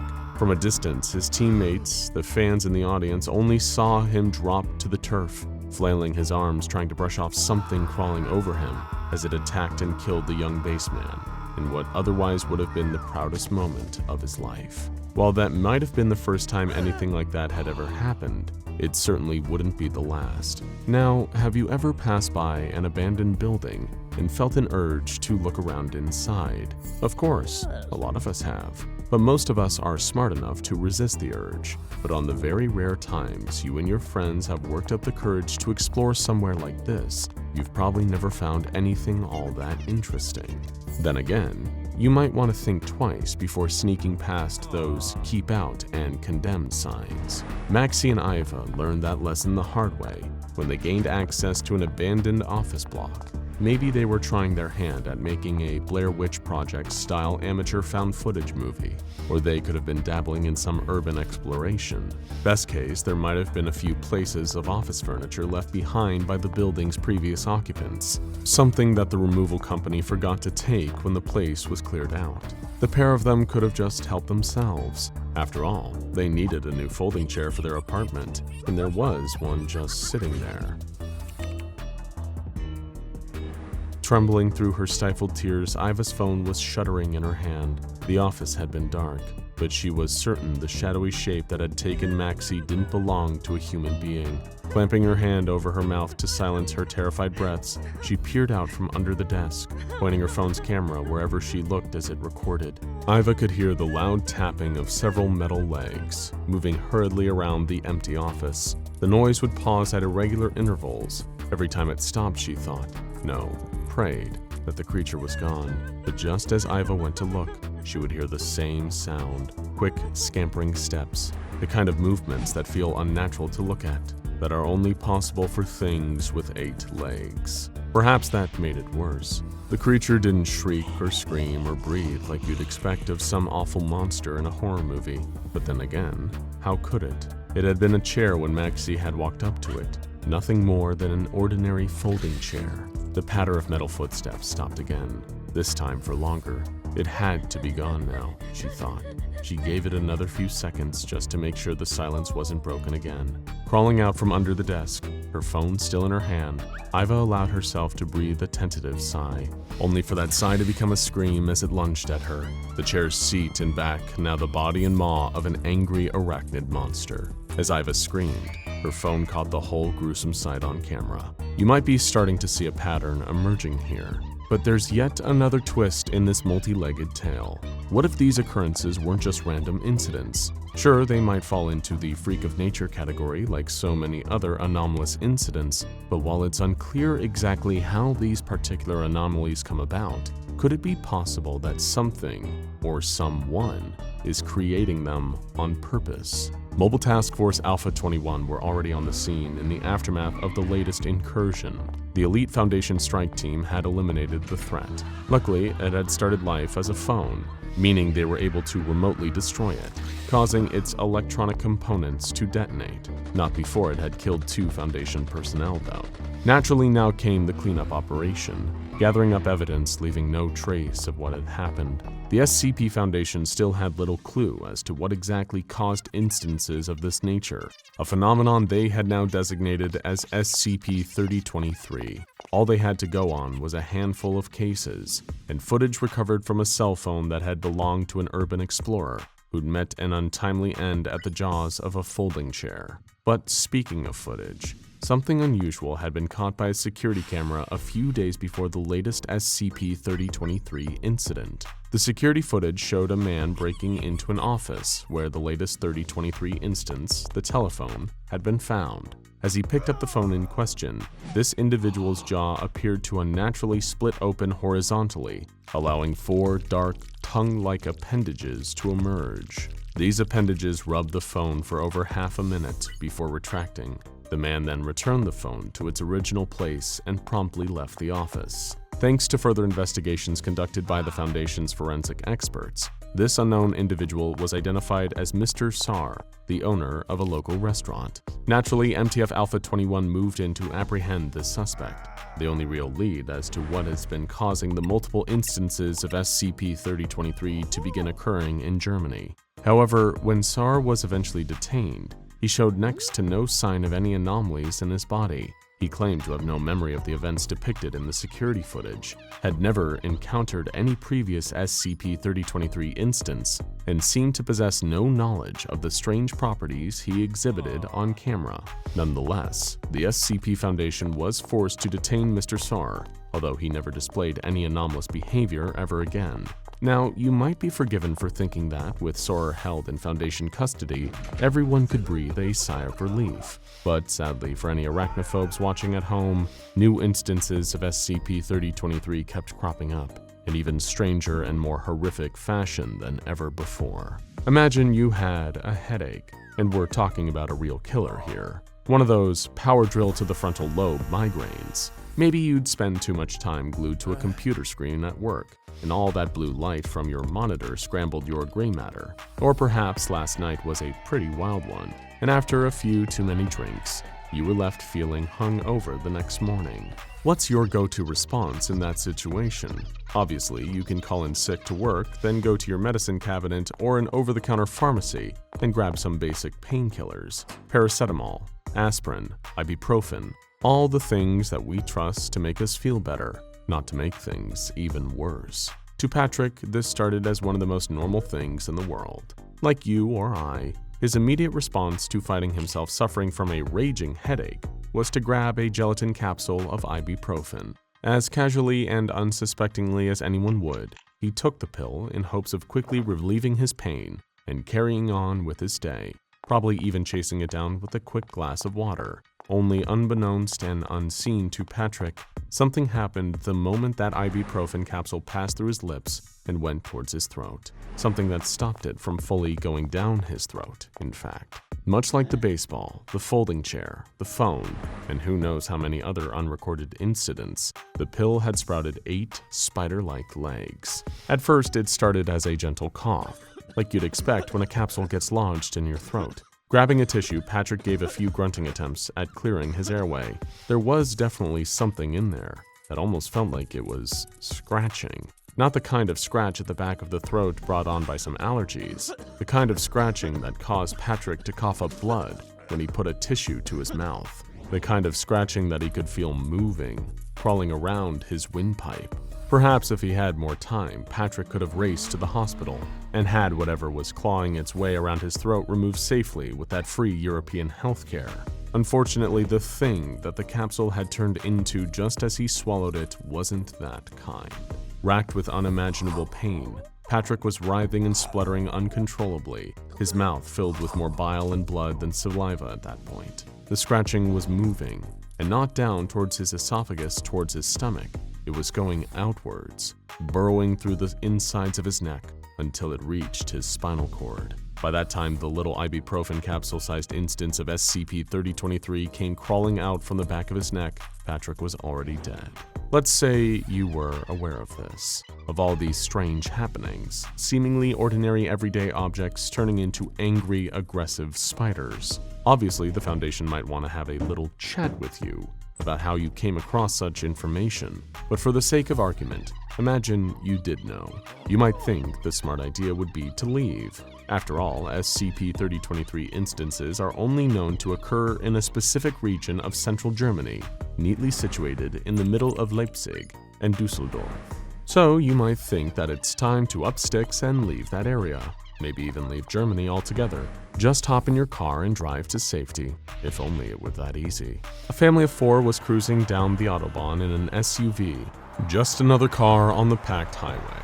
Exhausted after hours on the road, Matteo and Nina sat quietly up front, making sure they didn't wake their son and daughter, both asleep in the rear passenger seats. The car was picking up speed, about to pass 70 miles per hour as it gradually carried them home, although it wasn't going to get them all the way back. The screech of twisting metal woke both sleeping kids up screaming, their parents equally shocked at the sudden noise. The car lurched and buckled, like something had collided with it. But this was no ordinary traffic accident. Without any rhyme or reason, the front of their SUV warped itself into the distinctive shape of a cephalothorax, while the rear turned into what looked like an abdomen. As the car shifted and reshaped around them, the grinding of metal as auto parts became huge metal legs. Matteo, Nina, and their children were still trapped inside, never to make it out. But the creepy crawly carnage wasn't just contained inside the car. The newly born arachnid abomination hurtled its way down the Autobahn, managing to maintain its speed. Other drivers swerved and slammed on their brakes to avoid hitting the creature they couldn't even believe was scuttling hurriedly along the highway. Unfortunately, this led them to careening into other cars, smashing headfirst into a pileup that claimed the lives of 41 people. Not that the SCP Foundation would ever admit it. With one of their facilities only 250 meters away, they were quick to dispatch an airstrike to deal with the spidery SUV once it became clear that Mobile Task Force Alpha 21 couldn't contain it. Across the board, anything capable of sprouting 4 pairs of spindly legs and crawling towards you with the intent to kill tends to rack up quite the body count. But dealing with bodies are some people's business. That was the case for Lucas, a newly qualified coroner. After passing years of training, he was working with the local police department, performing autopsies and examining bodies to help them with their investigations. Sure, it may not have been the most glamorous profession, but Lucas could sleep soundly, knowing that he'd never get hurt by a dead body. A John Doe, a body that hadn't yet been identified, had just been brought in after police had found him on the side of the road. Lucas thoroughly washed his hands, put on his gloves and scrubs, along with the rest of the autopsy team. He'd sat in on at least a dozen of these procedures, studied the relevant process and techniques. Everything had prepared him for the job of figuring out how someone had died. But not even the most experienced medical examiner could be prepared for what happened next. Taking the lead, Lucas began by making the primary incision into the cadaver's chest. It always reminded him of a particular scene in The Thing, where a character's stomach opened up and became a maw of frightening teeth, revealing them to be the titular shape-shifting alien. That thought was quickly shaken away when suddenly, to Lucas's surprise, the body lurched violently on the examining table. Not everyone expects dead bodies to be able to move, and while it might be rare, it's also not impossible. Any number of things can cause someone's remains to move after death: muscles atrophying or spasming, the body filling up with gas as it breaks down. Of course, any coroner would expect these movements to have subsided by the time someone reaches the autopsy room. Caught off guard by the sudden violent movement, Lucas stepped away, dropping his scalpel. His panting breath warmed his face beneath his surgical mask as he stared for a moment, waiting to see if the body moved again. Certain it would be still now, Lucas wrote the spooky incident off just as a muscle spasm and leaned over to retrieve his scalpel. But while he was crouching, he noticed something strange. It almost looked as if there were a pair of protrusions poking out from under the dead man's skin. Walking around the other side of the table, Lucas found two more similar lumps at the body's abdomen, almost as if something was inside, ready to force its way out. Without warning, the John Doe suddenly moved again on the examining table, only this time, it didn't stop. Lucas couldn't believe his eyes. The man's face was still, frozen in the same dead expression, but his arms and legs were thrashing and writhing around as if he was somehow still alive. 4 extra limbs suddenly burst from the sides of the cadaver, and the now 8-legged creature reared itself up, leaping towards a member of the autopsy team. It scuttled and skittered around on its new appendages while Lucas watched in horror. Blood-curdling screams filled the autopsy room as he bolted for the door. Lucas raced down the corridor. The coroner dared not looking behind him while sprinting through the city mortuary. Behind him, he could hear the thudding of the spider's multiple limbs right at his heels. Out of the corner of his eyes, right on the edge of his peripheral vision, he could see the massive legs scuttling towards him. Maybe he would get out, run all the way to safety before the spider was upon him. But how can you hope to outrun something with 8 legs when you only have 2? The most important thing to remember is that while any unsuspecting inanimate object near you might suddenly decide to become an angry spider, the chances of it happening are very, very low. But especially if you happen to be in central Germany, those chances are never 0 either. It all started with a panicked phone call. A local landlady who owned a downtown tenement building had called the police in hysterics. Something horrifying had happened to one of her tenants. She couldn't possibly explain.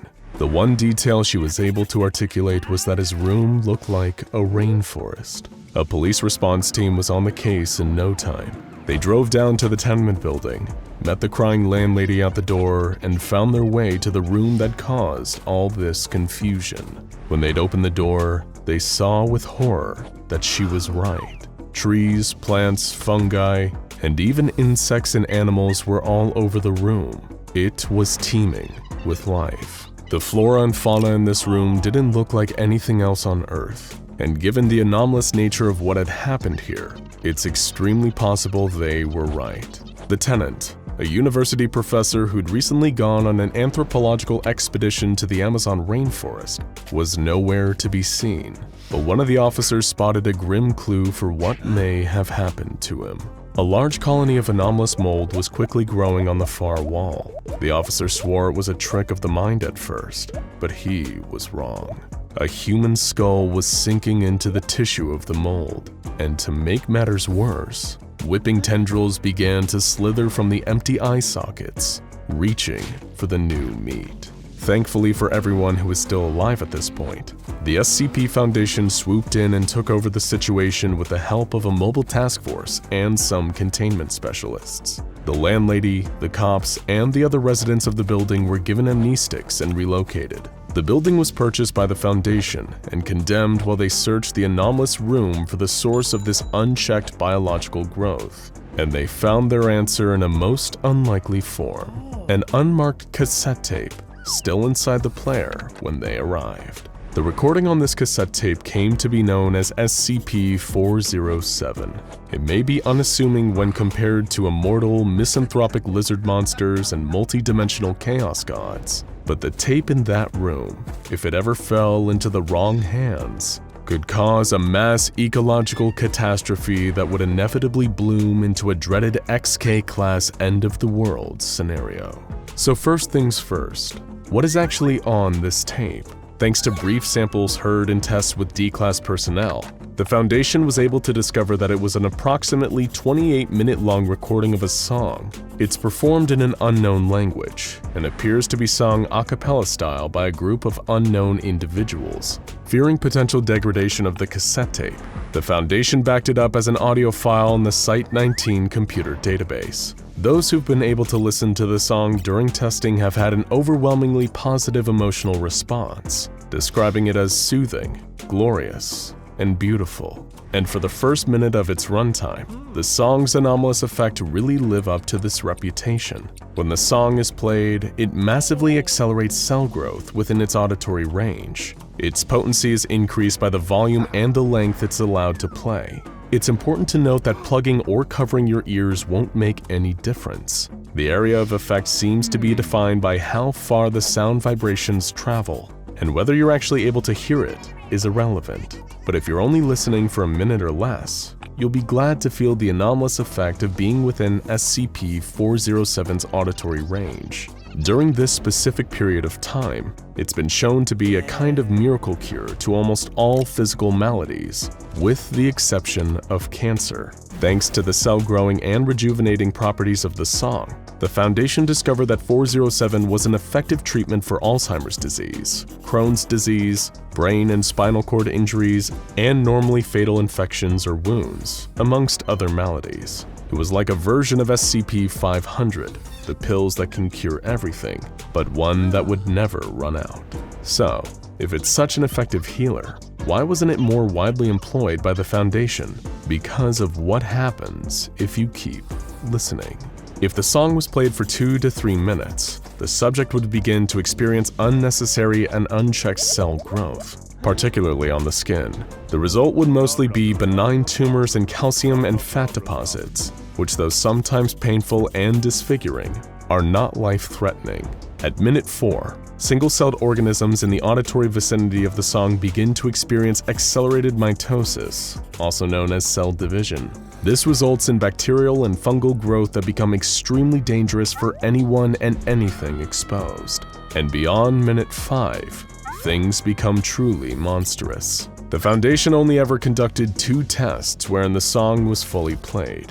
These tests presented such a huge danger that further testing of 407 was forbidden without explicit permission from a member of O5 Command. The first test involved a female member of D-Class personnel in a soundproofed but unsterilized testing chamber. As expected, she was initially delighted by the music. It cured her injured knee and brought her back to a state of peak physical fitness, but this didn't last for long. She soon began to report intense dizziness and stomach pain, resulting in severe sickness. At this point, anomalous plant growth began in the corners of the testing chamber. It seemed as though a whole ecosystem was coming to life and evolving at an impossibly fast rate in the chamber. Over the next few minutes, the D-Class experienced a nightmarish physical transformation.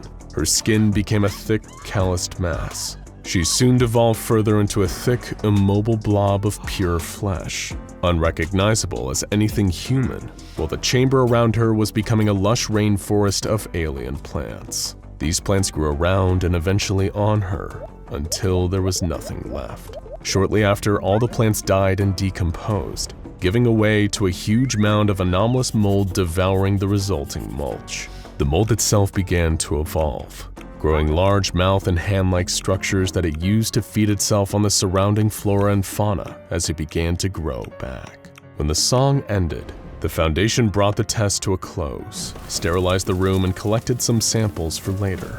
There was nothing left of the original D-Class subject. The second test wasn't any nicer. While at first the subject, this time a male member of D-Class personnel, appeared to become more youthful and even gain an inch of height, as the minutes passed, he began to experience extreme discomfort. He soon began to vomit, with the vomit quickly blooming into plants. Plant shoots also began to quickly spring out of his eyes and mouth, until his entire body was destroyed by what appeared to be a banana tree suddenly growing out of it. Once again, the testing chamber became a whole ecosystem.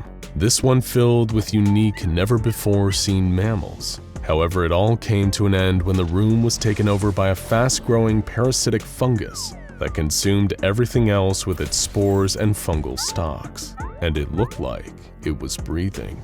There was something concerning about both of these tests, beyond the obvious physical horror of watching death by unchecked cell growth. What was this mysterious fungus that kept appearing and seemed to take over everything it touched in the end? The Foundation tested the samples it collected rigorously, and it came to a surprising conclusion. They'd actually encountered this same fungus before, but not in this dimension.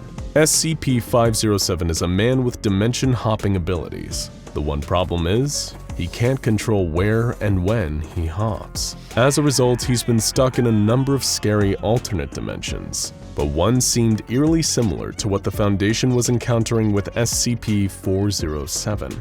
In one dimension he briefly hopped into, 507 encountered an abandoned version of Site-19, strewn with corpses covered in that same breathing mold. He was horrified, but decided to inspect further, hoping to find his way out of the facility and discover some answers about what happened here. However, when he found his way out, what he discovered didn't comfort him. The entire world seemed to be covered by this same mold. There was nothing left. It consumed everything. Thanks to Foundation tests, both molds were found to be similar to the cordyceps fungi, a kind of dangerous parasitic mold, except this one appeared to be a far more evolved and even more deadly version of the fungus. What could this mean? What was the origin of this anomalous song?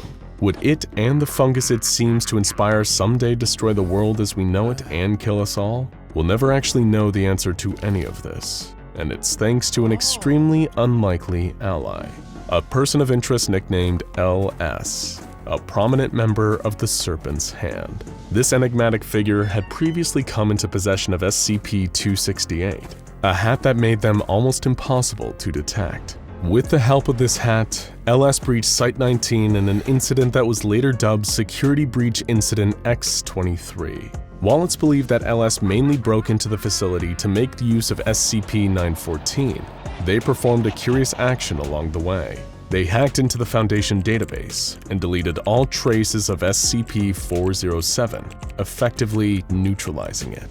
In a note left by LS, they said, "You'll thank me for deleting what you call 407. Why would a member of the Serpent's Hand, a group of interest that is often militant in their anti-neutralization stance, neutralize an SCP themselves? The answer to this lays in who exactly LS is. This mysterious figure isn't technically one person.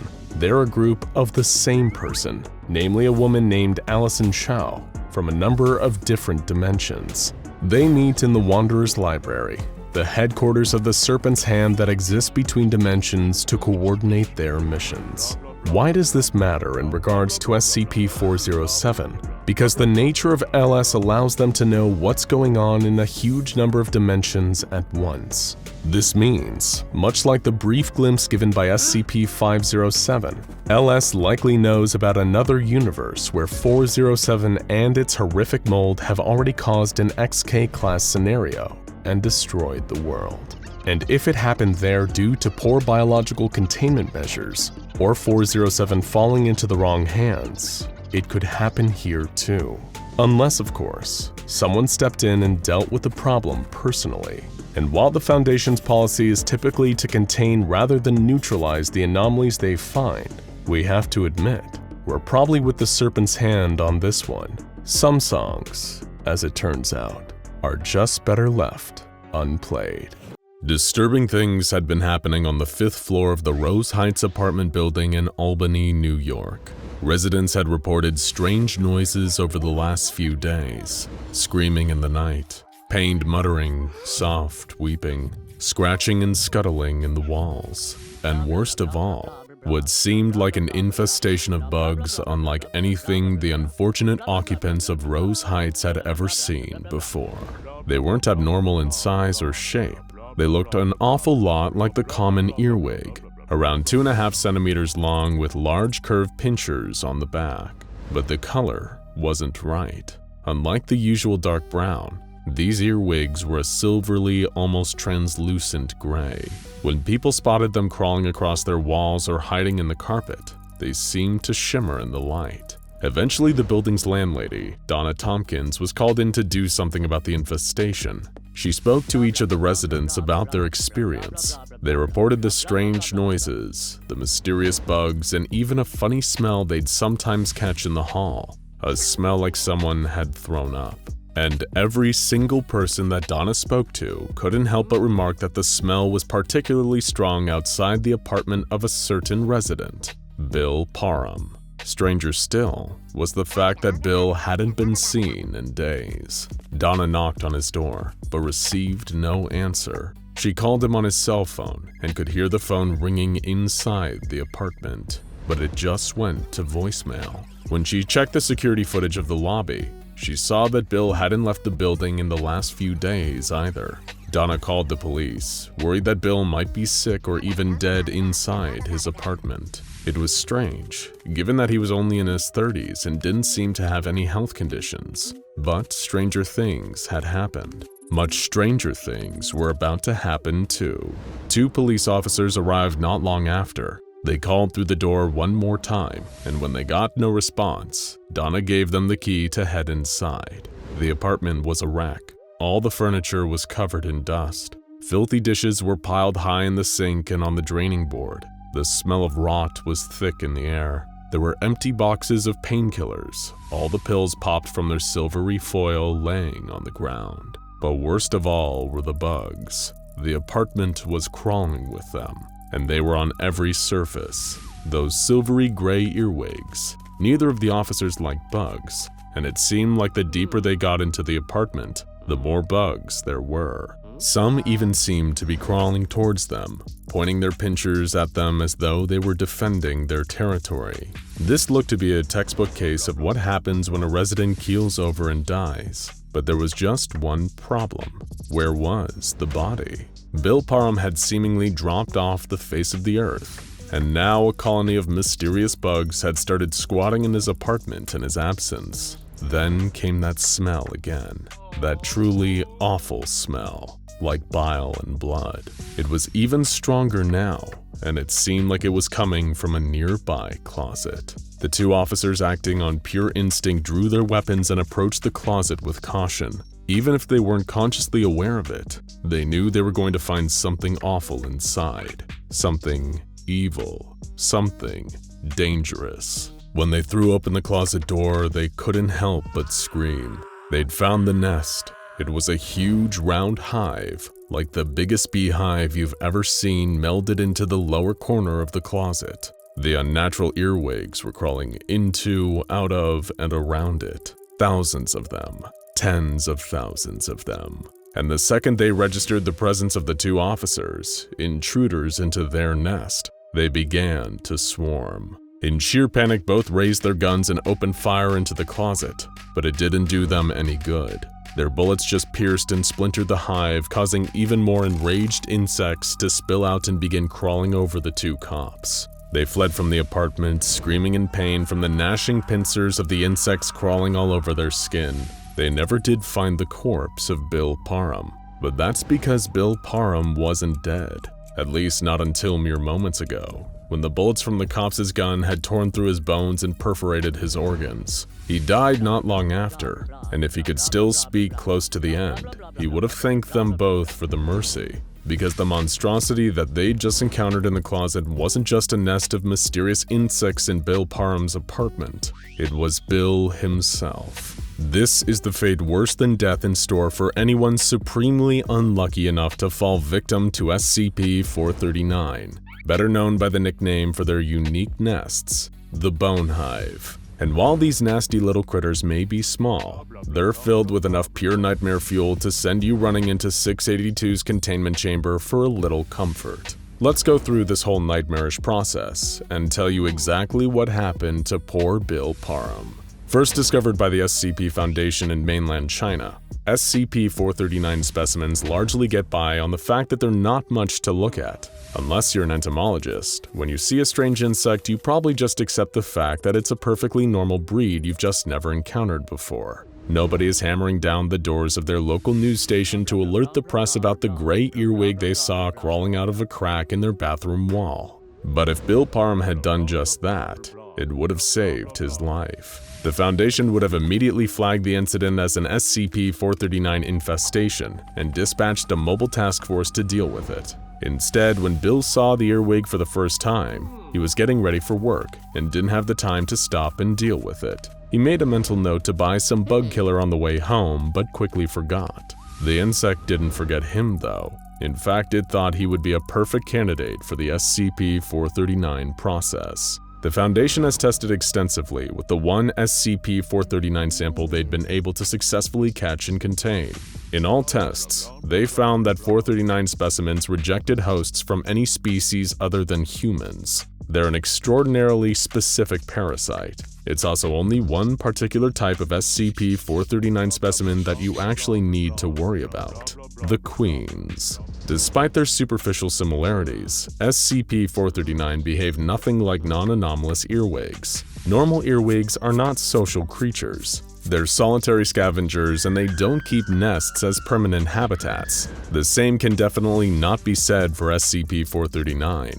They have complex social structures, much like that of bees, ants, and termites, with queens, scouts, workers, and warriors. If you happen to encounter a worker or a warrior, you may get a painful pinch from their pinchers if you get too close. But if you end up on the wrong side of one of the queens, then you have a much worse fate in store for you. And it just so happened that the SCP-439 specimen that appeared in Bill Parham's bathroom that morning was visiting royalty. This 439 queen had selected her target, and now it was time to move to the next part of the process: initial infiltration. When Bill returned home from work, he was delighted to find that the gray earwig was nowhere to be seen, but that didn't mean it was gone. It was still there lurking. It just didn't want to be seen. After all, the real fun would happen after Bill went to bed. Once SCP-439 detects that its potential host has fallen into a deep sleep, it will crawl onto the person's body and into their mouth, which is exactly what it did to Bill. It feels like little more than a tickle in your throat, and you will have no idea that the tiny creature crawling down your windpipe and into the soft, warm tissue of your lungs spells your doom. Very few people wake up during this process, but even if they did, there's virtually nothing they could do. When Bill woke up, he was suffering from mild chest pains and shortness of breath, a symptom not uncommon in a number of respiratory ailments. He had no idea that the SCP-439 queen was already inside him. He got up and went about his day, trying to ignore the pain as it gradually grew worse and worse, feeling almost like something was moving inside his chest. He spent the whole day having to stop to let out a deep, hacking cough, but coughing didn't expel or change anything. He looked and felt so terrible that his boss let him go home early, hoping that Bill would be able to sleep off whatever illness he thought he had picked up.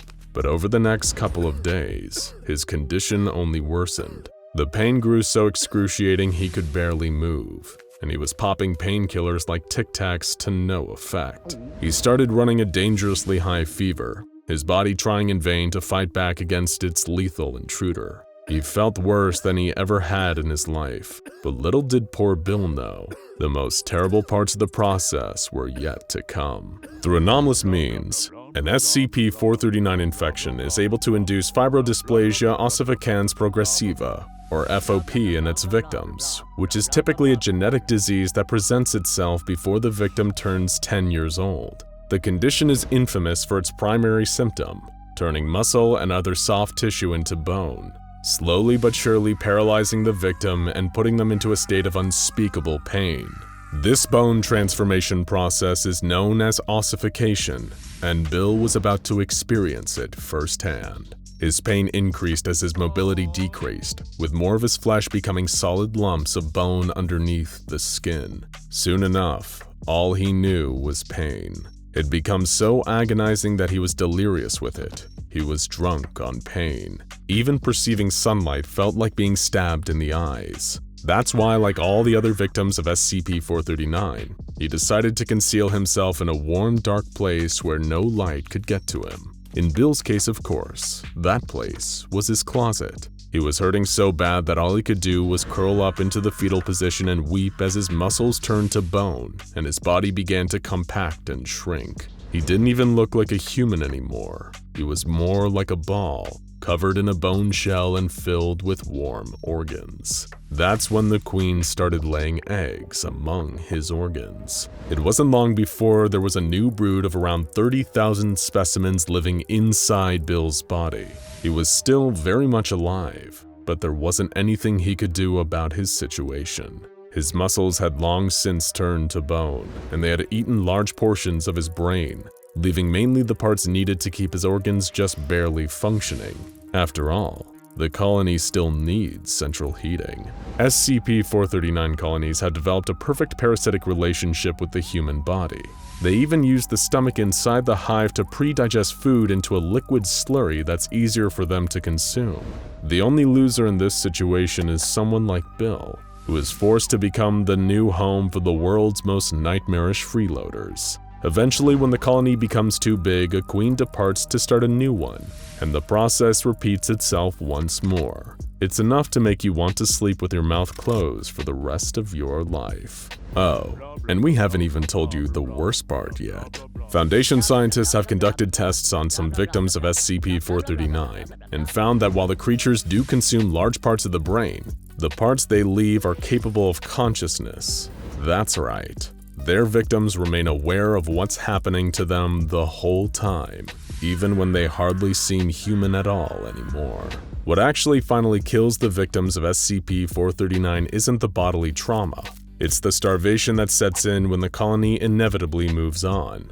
Did we just hear you cough? You might want to go get that checked out. Our disgusting tale of anomalous nastiness begins in the humble town of Beckley, West Virginia, back in the 1990s. It was 10 a.m. on a hot day in early August, as Oscar Doug was winding his way through the wooded roads and back streets of town. He isn't the villain of our story, he's just a man doing his very unglamorous job, cleaning up roadkill for the local government. Plenty of woodland critters meet their ends against the wheels and bumpers of careless drivers, and it was thanks to the tireless work of people like Oscar Doug that the fine roads of rural America aren't piled high with carcasses. Of course, Oscar was used to seeing some unpleasant things on the job, but nothing like this. When he began pulling over to the side of the lonely street to pick up a dead deer, he was shocked to see a sudden flash of stark white illuminated by his headlights. It was a naked human woman crouched over the deer carcass.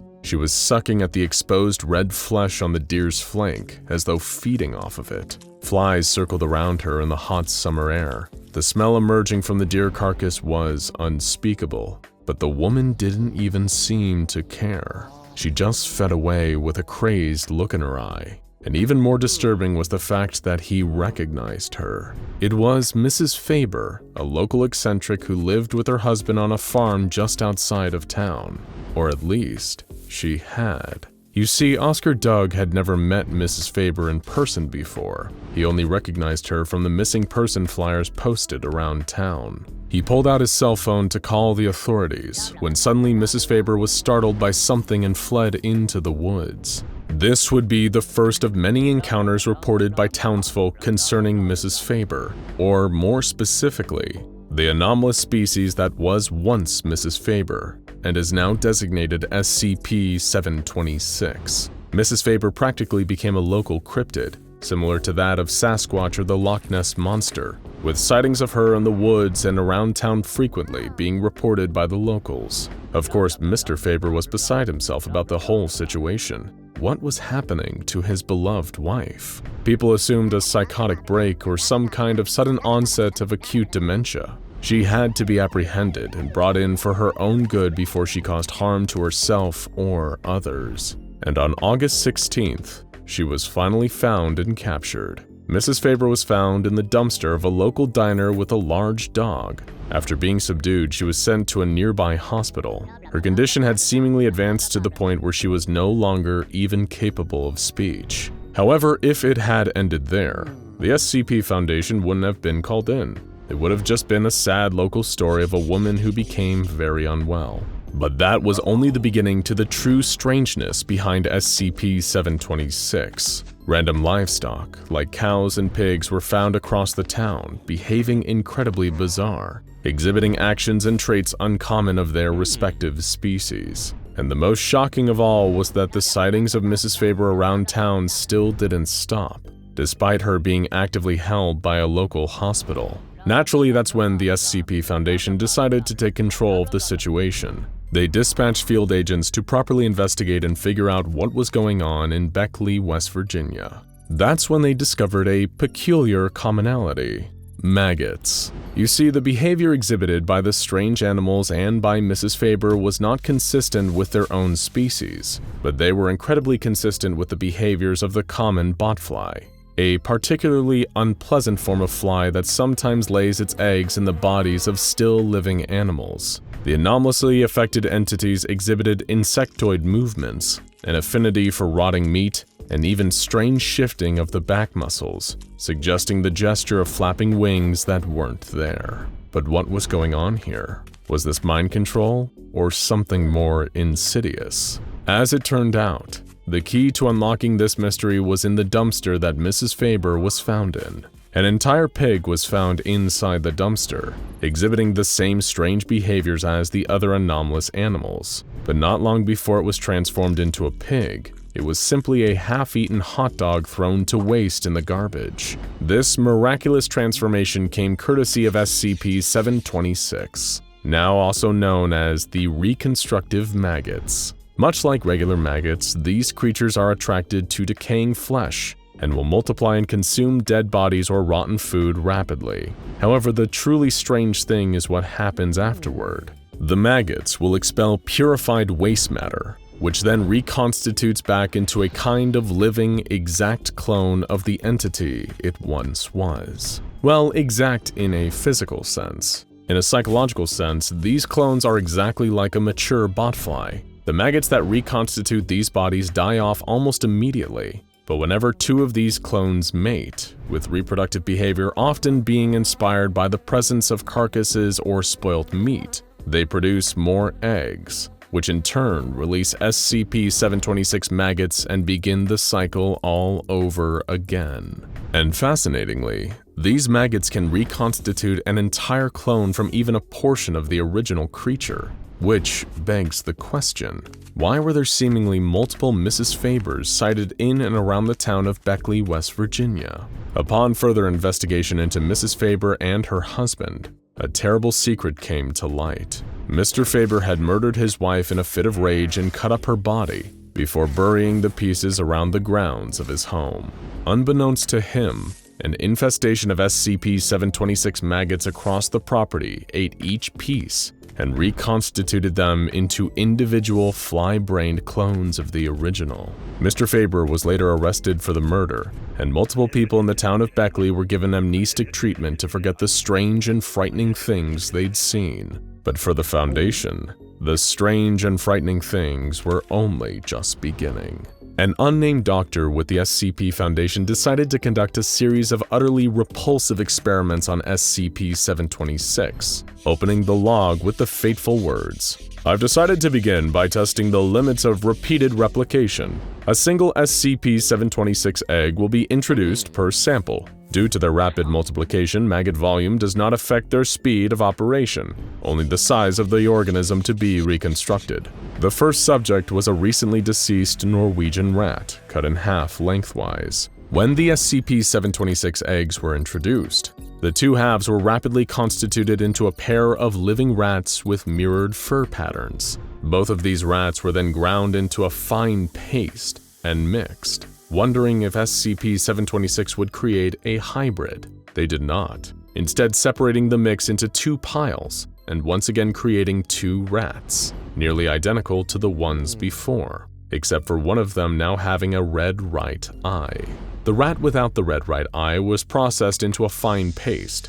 Get used to hearing that phrase. Before the introduction of more SCP-726 samples, it reproduced a close approximation of the rat it once was, aside from a slight limp and blindness in both eyes. The heart was then taken from this rat, and upon the introduction of SCP-726 into the heart, it was reconstituted without eyes or any pigmentation. A note also mentions that the creature squeaked incessantly. The heart from this rat was then taken and cut in half before SCP-726 was introduced. The result was a pair of even more severely messed up eyeless rats. One could only walk in tight circles, and the other immediately attacked the first rat. The doctor noted that both physiology and insect behavior seemed to degrade with repeated reconstitutions of the same genetic material. Next, a scrap of flesh was taken from the hairless rat. The creature that reconstituted from this was hairless, eyeless, and limbless, and didn't successfully survive for long. A liver was found inside its brain case. But because this particular researcher hadn't spit in the face of God enough for one day, the tests continued. The liver from the brainless rat was given a dose of SCP-726, and the result was an eyeless, legless, limbless creature with a long, worm-like midsection, which quickly began to devour its own posterior before dying of blood loss. This dead rat was then put through 3 more iterations of testing. It first became a large, formless mass of tissue, and then a long, slug-like creature that takes in nutrients through its skin. After this, no more changes were recorded, as it had presumably reached its peak performance. The scientists decided to keep this creature for long-term observation, naming it Brundle, after the scientists in David Cronenberg's remake of The Fly. At this point, the doctor began to conduct tests that, mercifully, did not involve any more rats. Instead, the Foundation moved on to humans. Dried flesh from a body that's over 2,000 years old was given to SCP-726, leading to a full reconstitution of a middle-aged man with the mind of a fly, opening doors to potential practical forensic applications of SCP-726. Humans seem to experience a similar degree of form degradation after multiple reconstitutions from the same genetic material. But due to humans being larger and more complex organisms, the changes are often less pronounced, like changes in eye color or fingerprints. While the forensic use of SCP-726 is an open door, clones produced by SCP-726 are worthless for both medical and food purposes. During one experiment, SCP-726 was used to replace a missing chunk of a wounded D-Class's leg. This appeared to be successful at first, until the D-Class later experienced a rapid mental devolution into a fly-like state, just like the other victims of SCP-726. The D-Class was terminated, and the test was recorded as a failure. It's believed that a similar thing would happen if organ transplants were taken out of SCP-726 clones and given to non-anomalous donors. SCP-726 was used to clone several livestock animals, such as cows and pigs. Food items like steaks were rendered from these animals, cooked and given to D-Classes. Much like the transplants, this led to a similar state of devolution for those who ate the infected meat. Even when the meat was thoroughly disinfected and processed, the anomalous effects remained. So no, SCP-726 won't be ending world hunger anytime soon. Though if it gave us all the minds of flies through tainted meat, it may at least end all global warfare, seeing as flies don't have the mental capacity to create or wield weapons. At this point, it seemed that the researcher was just curious and felt like trying some other random experiments just for the heck of it, like getting SCP-726 to reconstitute a non-anomalous botfly, leading to the clone simply being an unusually large botfly which died shortly thereafter, or testing a burger patty from a local independent drive-thru restaurant that reconstituted into 2 different cows and 1 large rat. Yummy. But the most horrifying result of all came when they tested SCP-726 on what was supposedly a vegan burger, made entirely out of artificial meat and plant matter. The resulting creatures were so unimaginably horrifying they literally cannot be described. Even hardened SCP Foundation researchers were driven to scream and vomit at the mere sight of them. One of these creatures was killed and ground into fine paste before SCP-726 was introduced again. Somehow this resulted in something even worse. A truly horrifying unkillable entity on par with SCP-682. Even when they liquefied the beast, it kept attacking. They could only stop it by freezing it and keeping it on ice. Testing into SCP-726 was suspended shortly thereafter. Maggots, spotflies, and rat paste. How lovely. If you were eating during any of this, well, you only have yourself to blame. The year was 1861. Arthur Duplessis, one of the world's most renowned explorers and adventurers, hacked through the thick vines of the Amazon rainforest with a well-worn machete. He grunted and strained, his clothes heavy and skin slick with sweat. He took a deep swig from his canteen and paused briefly to breathe. This was the second week of his solo expedition into the lung of the world, and the process had been grueling. He'd fought off piranhas, electric eels, and invasive kangaroo fish while wading and kayaking down the Amazon River. He'd contended with tribesmen and poachers, and narrowly dodged his fair share of poisonous beasties that could take down prey 3 times their size. No sane man would brave this horror for its own sake, but Arthur has as good a reason as any. He was searching for his younger brother, Joseph Duplessis, who had disappeared a month earlier during a trek through the Amazon. Joseph had always admired his brother's wild adventures and sought to imitate him. It was for that very reason that Arthur had felt responsible for his brother's current predicament and made it his mission to rescue him. The Amazon is an ancient and cruel mistress. The arrogant and foolish have hoped to conquer or tame her for centuries, but countless men had disappeared in the pulsing heart of this green behemoth. Arthur may have been a world-class explorer in a different league to many of the others whose lives this green inferno has handedly taken, but there were creatures lurking deep in the Amazon that went beyond even Arthur's knowledge. The kind of beasts that would make the darkest and most twisted nightmares look comparatively inviting. Beasts like SCP-2031. If Joseph was able to send Arthur one more message before it all came to a horrible end, we could only imagine it'd be something like, "Don't come for me. It's already too late. But there's still time to save yourself, brother. Stay away, for God's sake, stay away. You have no idea what you're dealing with here. Forget about me. Go while there's still time." Sadly for Arthur Duplessis, that time was about to run out. He ventured further into the depths of the Amazon, where even light was scarce under the thick canopy above. A mighty green anaconda slithered through a nearby tributary, tongue flailing in search of prey. An Amazonian giant centipede, a centipede so large and vicious it preys on snakes and bats, skittered up a nearby tree on 46 needle-like legs. A big, meaty tarantula deftly navigated the branches above, while tree frogs with poison potent enough to put an entire army 6 feet under hopped through the rich undergrowth. Humans held no power here. Arthur fell to his knees and began to weep. His foolish ambitions had gotten his dear brother killed in this awful place, shot to death by poachers, strangled by anacondas, or eaten alive by vicious bull sharks in the Amazon River. There were so many horrible ways that Joseph could had died, and in the absence of ever finding a body, all of them would simultaneously be true.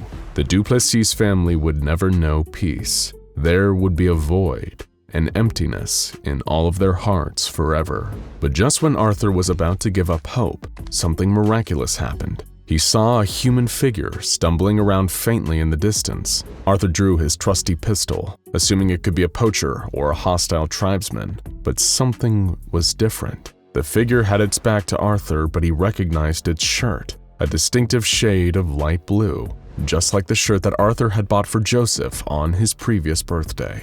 Could it be? Was it really him? Arthur holstered his weapon and jumped to his feet. He couldn't let this figure get away, even if there was only the tiniest chance it could actually be his brother and not some kind of forest mirage. Arthur ran towards the figure with the last of his energy reserves, panting and wheezing. He called his brother's name again and again, but the figure didn't respond. It just stumbled along, as though drunk. But the closer Arthur got, the more certain he was that this was indeed his brother. The height, the hair, the clothes, the the build. It was Joseph Duplessis, but why wasn't he responding? Why wouldn't he turn around? As Arthur finally reached the figure, he ground to a halt. The most profound sense of dread fell over him like a sudden monsoon. Something unnatural, something truly terrible was about to happen, but he didn't know what. And moreover, it was too late to stop now. Feeling anxiety prickling up his legs and back, Arthur reached forward to grab his brother by the shoulder, the word Joseph trembling on his lips. When Arthur's hand touched Joseph's shoulder, he felt a fear greater than anything he'd experienced before. Something was moving beneath the skin of Joseph's shoulder, something writhing and alive. A million tiny creatures all working together in his brother's flesh. Before he could even draw his hand away, his brother turned. Or rather, the creatures that were wearing his brother's body turned around. Arthur couldn't help but scream at the horrible sight before him. His brother's face looked loose and rotten, aging skin hanging off a rotting skull. His jaw hung loose, no tongue inside, no eyes either. Just millions of ants swarming in and out of Joseph Duplessis's vacant, dead face. The ants were huge and spiny, with long curved mandibles. Ection bruxelli, a particularly hardy species of New World army ant. Arthur stepped back, babbling in terror at what had become of his brother. The Joseph suit stepped forward towards him, and almost instinctively, Arthur pushed him with both hands, feeling the nightmarish activity swarming beneath the loose cover of Joseph's bony chest. The Joseph suits tumbled backward, tripping over a rock and burst. There were no organs left inside his brother now. They'd been eaten long ago. It was just a thin tarpaulin of gray skin over dry bones, and of course, millions upon millions of ants, now making a beeline for Arthur with the frightening military precision any naturalist could expect from Ecton bruxelli. But while army ants could be a formidable and frightening foe in their own right, nobody had seen any ants like this before. Well, nobody who'd lived to tell the tale, at least. Arthur turned to flee, but sadly it was already too late for him. What he thought were mere prickles of anxiety were actually an invasion force of Ecton bruxelli soldiers, which had positioned themselves over key nerves and ligaments on his skin and spine. As Arthur tried to run away, the ants began to bite into him, cutting through skin, rending bone and munching into the chewy neurons underneath. Arthur felt intense flashes of pain all over his body before collapsing to the ground paralyzed. That's when the true horrors began. If there was one consolation for Arthur in this last terrible hours of his life, he would at least know firsthand exactly how his brother died. He couldn't move, but he could feel everything. The creatures chewed through the flesh of his extremities, cutting holes in his skin and creating openings for swarms of their insect brethren to enter through. Arthur felt like he was on fire as the swarm entered his body, but was unable to do anything about it. Death by these creatures is a slow and torturous experience. Unlike their non-anomalous counterparts, the swarms don't immediately start devouring all available soft tissue. SCP-2031 wants to keep their prey alive while they renovate their new home. Arthur finally died 2 days later, from dehydration. It was at this point that the creatures finally began eating his organs and eventually distributing their colony throughout his body. The ants even produce an enzyme that slows the decaying process for their deceased hosts. That's why Joseph Duplessis didn't look a whole lot worse by the time Arthur found him, even though he'd already suffered a month of post-mortem infestation. Not long after Arthur's death, the Arthur suit got up and walked away. The world would never know how or why Arthur Duplessis and his brother disappeared in the dark heart of the Amazon jungle. But perhaps for the sake of all those who loved them, ignorance is actually kinder than the truth. It would be almost a century before the Foundation finally discovered these creatures on a nearby farm, designated them SCP-2031, and began containment and testing. They soon became aware of what Arthur, Joseph, and many others had learned the hard way. While they may be relatively ineffectual individually, together these insects were a real force to be reckoned with. Very few non-anomalous animals had any chance of escaping them once they'd set their sights on a target and began assuming their attack positions. In one observed instance, SCP-2031 soldiers were able to take down a 1,000-kilogram Angus bull in 5 minutes. most of which was just spent getting their soldiers into their proper positions over the spine and leg ligaments. The Foundation just got extremely lucky that these vicious insect predators happened to be isolated to some pretty specific areas in South America, thanks to the climate requirements of their habitats. In fact, pretty much all of the specimens the Foundation found were all in one place. The creatures had developed a particularly frightening form of ant farm known as SCP-2031-A, an isolated containment zone on a stretch of farmland where the ants could find hosts in the form of live people and animals,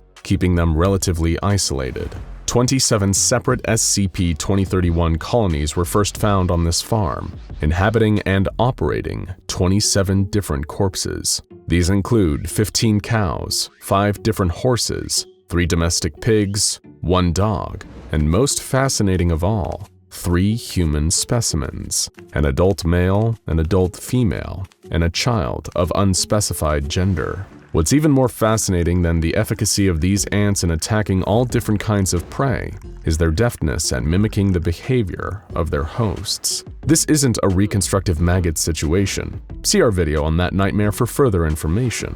The ants attempt to make their hosts actually act like the creatures they once were. The Foundation were astonished to see that the 3 human suits seemed to actually go through the motions of running the farm, watering the livestock, dispensing feed, moving other SCP-2031 colonies from one pasture to another.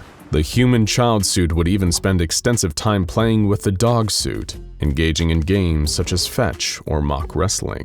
How the SCP-2031 colonies are able to do this is unknown. Working theories include rigorous observation of their targets before colonization, and the colony hive mind somehow picking up residual thoughts or muscle memory from their victims. Non-anomalous ants introduced to the SCP-2031 colonies also begin exhibiting anomalous traits, so the effects may somehow be contagious. One of the most fascinating moments of all came when the structural integrity of the dog suit finally gave out, leading to its colony exiting the body and returning to more nomadic behavior typical of army ants in search of a new host. The strange part was that the human suits actually seemed to grieve for the deceased dog suit, with the child suit becoming somewhat distressed that their playmate was suddenly gone. The 2 human suits even took the carcass of the dog suit and buried it in another pasture. It was unlike anything the Foundation had observed with SCP-2031 before. At what point did mimicry become sincere behavior?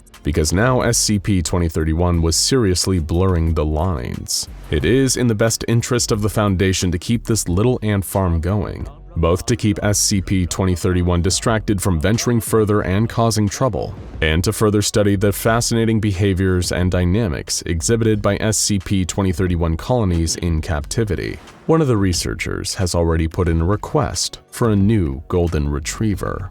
We've all heard of the Led Zeppelin song Stairway to Heaven, a title that invokes the image of a stairway leading up to a land of peace and paradise. But where else could a stairway lead? To a dusty attic full of old photo albums? To the upper level of a mall where the movie theater and frozen yogurt shop are neatly situated? Perhaps it leads to a rooftop with a beautiful view. Or maybe, just maybe, a staircase could lead you to SCP-2427. SCP-2427, appropriately nicknamed A Thing Full of Stuff, is an extra-dimensional area filled with a variety of unusual and anomalous objects. SCP-2427 can be accessed by way of a broken stone staircase located in rural Ohio.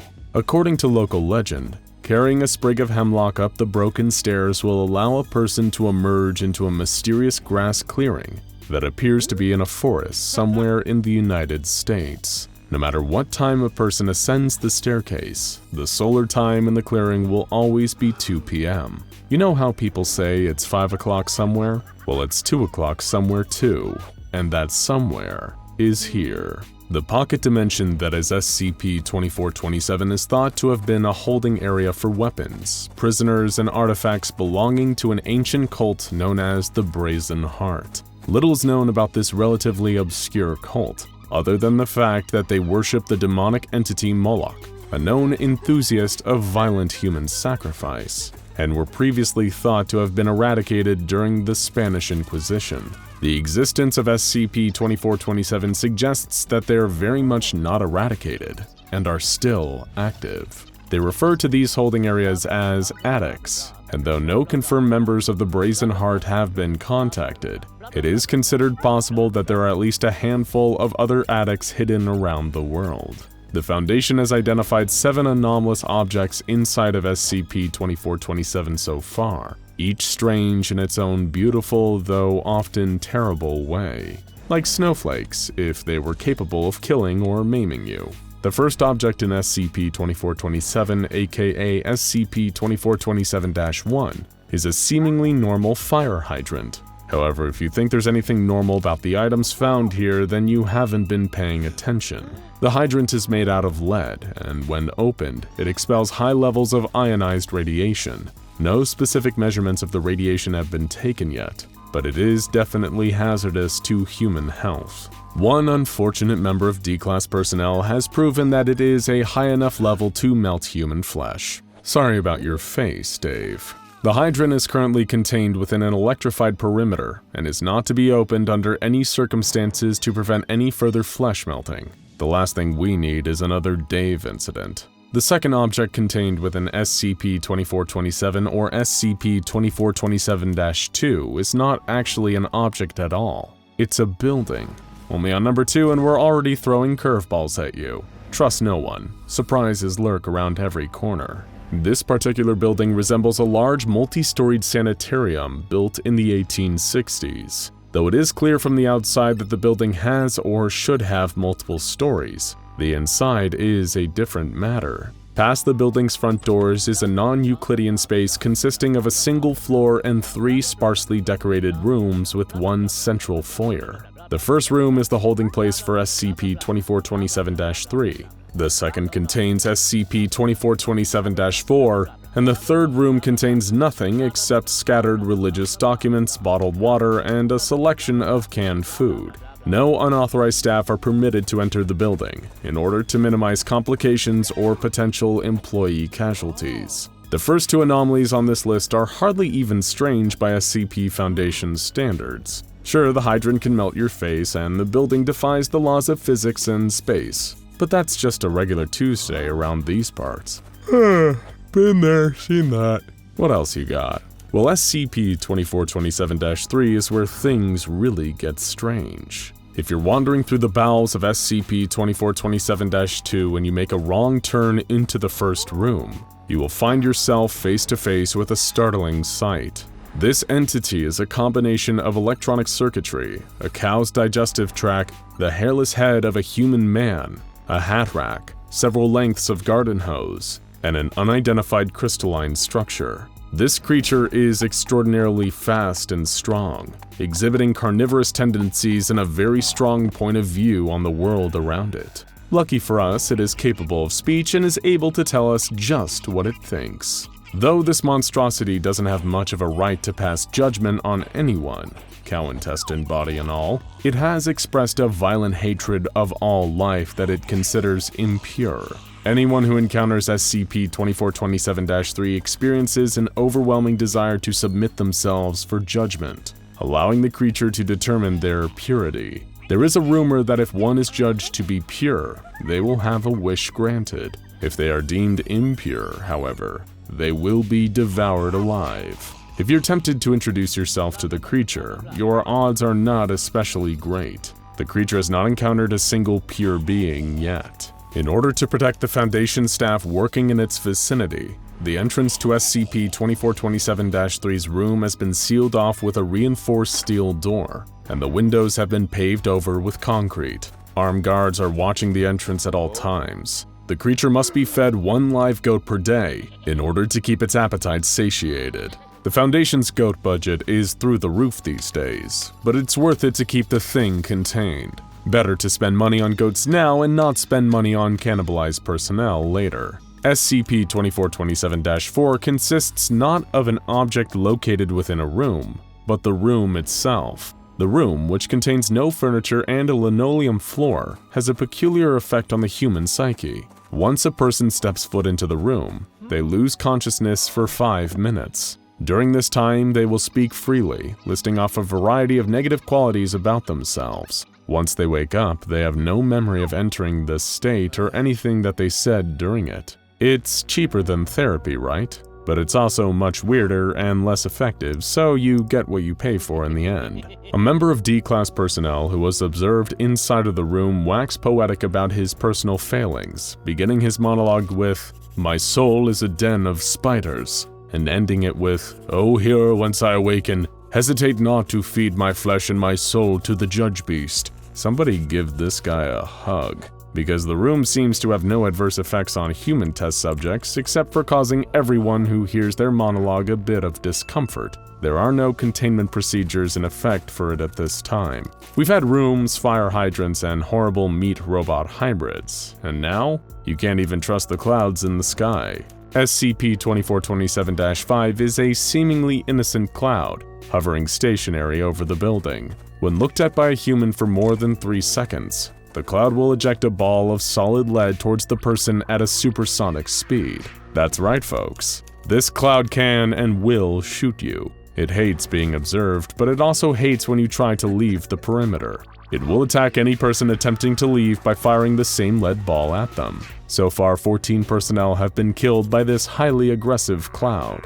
And some people still think thunderstorms and hail are the worst things clouds have to offer. So naive. As it is a literal cloud, there is no way to contain it, so no people in the vicinity of the cloud are permitted to look at it for more than 3 seconds at a time. SCP-2427-6 is a series of 18 small trees, spread throughout the instance of SCP-2427. Above ground, the trees look normal, though their species has proven surprisingly difficult to determine. From an external perspective, they are simply ordinary trees. However, radar analysis revealed that the roots of these trees are deeply strange. Instead of the usual twisting tree roots, the ground below these trees contains a mass in the shape of a human body. Much to the disgust of the observing researchers, these humanoid masses occasionally twitch and move, as if alive. The trees themselves appear to be growing from the crotch area of each humanoid figure. How's that for morning wood?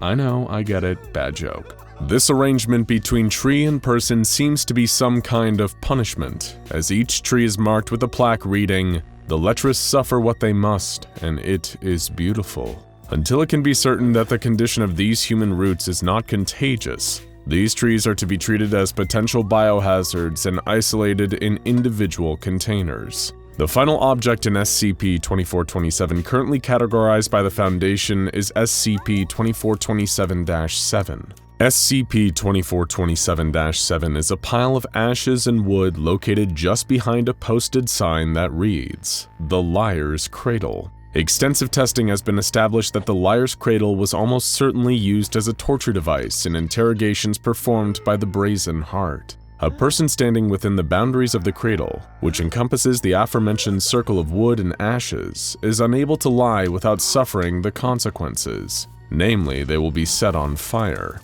The nature of how exactly the Liar's Cradle works is not certain, and more research needs to be done on it. However, this much is known for sure. It contains no sentient intelligence. It is not aware of what it is doing. It does not kill its victims, rather it keeps them miraculously alive as it sets them on fire, prolonging their agony and allowing their interrogators to get the truth out of them. A series of experiments reveal that it only immolates a person who is knowingly lying. D-Class personnel give demonstrably false information to repeat in the cradle without knowledge of its falsehood were not set on fire. However, when those same D-Class personnel knowingly lied in the boundaries, they immediately were set ablaze. It is almost certain that the Brazen Heart cult used the cradle as a method of interrogating presumed liars in their midst. Further investigation will likely reveal human remains beneath the cradle itself, though this is just a hypothesis currently. But come on, there has to be some bones somewhere beneath something as ominous as the Liar's Cradle. Though they have only identified 7 anomalies inside SCP-2427 at the moment, there are plenty more lurking in there, waiting to be discovered. In the foyer of SCP-2427-2, the Foundation discovered an extremely ominous list of items, clearly belonging to members of the Cult of the Brazen Heart. This list included some familiar items, such as pilgrim provisions, also known as the canned beans and soup found in SCP-2487-2, a Level 3 Purity Proctor, a purge engine disguised as a fire hydrant, and the Liar's Cradle. However, it also contained many things that have not yet been discovered, such as 1 slaughtering perseverance, 27 pyre children, 3 ascended cultivars, 7 supreme angelics, 9 dragons, and the Brazen Heart itself. Dr. Gordon McElroy, Site Director of Area 2427, put out a memo to all Level 4 and higher staff assigned to the area after the discovery of this list. Understandably, he was most concerned about the Supreme Angelics and the Dragons, particularly the latter. The cult, as most cults are, is fond of deliberately obscure language, but you don't want to rule out the possibility they've got a fire-breathing lizard or 2 stashed away. In the meantime, as the Foundation is working to better understand the contents of SCP-2427, the area has been sealed off to the public. A 500-meter perimeter has been established around its entrance, and a fake private country club has been set up as a front. It's only a matter of time before the rest of the anomalies on the list are discovered, and this thing full of stuff gets even fuller of even more stuff. Let's just hope none of it ever gets out, because if there are more of these addicts out there, who knows what else the Brazen Heart is hiding? Their little cult may not be as extinct as we thought. Now and again, you might stumble across an entry in the SCP Foundation archive that is far more than meets the eye. As you are probably already aware, sometimes the Foundation's numerical SCP designations can be referencing an entity, a creature, an object, a location, or even a combination of linked anomalies all sharing a version of the same number. Such is partially the case with SCP-4812. In this instance, the designation number 4812 doesn't refer to one singular item or entity. Instead, it is more of a collective designation, an umbrella term for 3 distinct, separate, but connected anomalies. We've got a lot of ground to cover here, so without further ado, let's take a look at SCP-4812, better known collectively as Wrath. We'll begin in a cavern deep beneath Alais in the south of France, where we find the first of the entities to share the designation SCP-4812. This creature, large and without its own distinct form, is referred to as SCP-4812-S. It possesses a number of long appendages that protrude from its amorphous body, each one covered in a sticky adhesive, a sort of glue-like substance. In addition, each appendage, as well as the rest of SCP-4812-S's body, is covered in fine hair that is also hydrophobic, meaning that it does not absorb water, and in fact actively repels it. These tendrils extend deep into the walls of the cavern surrounding the creature. SCP-4812-S also has an inherent latent ability to affect anyone that visually perceives it. In other words, look upon this creature at your own peril. And we don't mean that looking at it will drive you mad. The fact is that nobody has been able to look directly at this creature without suffering a horrific, grisly death. Upon taking even the quickest glimpse of SCP-4812-S, the person observing will suffer the same effect they would if their eyes, brain, and entire nervous system had been dipped in caustic acid. Yes, this creature instantly melts down on a molecular level anyone who is brave enough or foolish enough to directly look at it. That means a pain unlike any you could imagine. Bleeding through the skin and all orifices, paralysis, asphyxiation, and then death in that order. Humans cannot directly interact with the creature unless it is submerged in total darkness, where they cannot perceive it visually. The anomalous hazard of this entity even extends to photos or video recordings of SCP-4812-S. However, the effect is not as immediate or violent when someone just looks at an image or video of it. Still, you might want to check that your brain isn't melting after this video is over, just to be safe. Beyond killing anyone that sees it, SCP-4812-S does very little, staying quite still in its cave behind the maximum security doors the Foundation has put in place at the entrance. So that's our first of the SCP-4812s. Who's next? How about SCP-4812-E, an approximately 15-meter-tall humanoid made of platinum? This entity appears vaguely skeletal, with traces of tungsten and other metal compounds in its composition.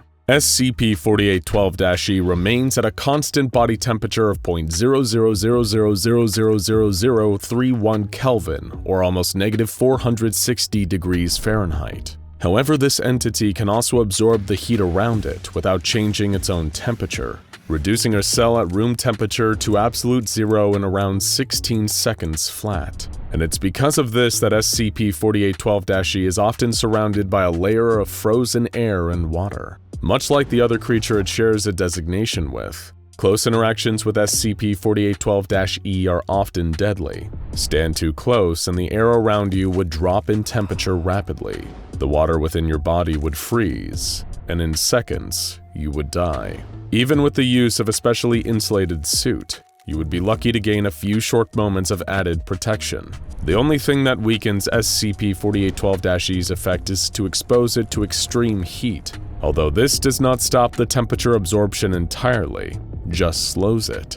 But it's through the constant application of high temperatures that the Foundation has been able to keep SCP-4812-E contained in a thermally controlled vault kept intensely hot at all times. Finally, we have the last of the three, designated as SCP-4812-K, and we recommend anyone with a bug phobia to look away now. This creature is an enormous winged insect, almost like a cross between a stag beetle and a scorpion in some of the physical traits it shares with them, while its size might be significantly bigger, measuring 180 meters long.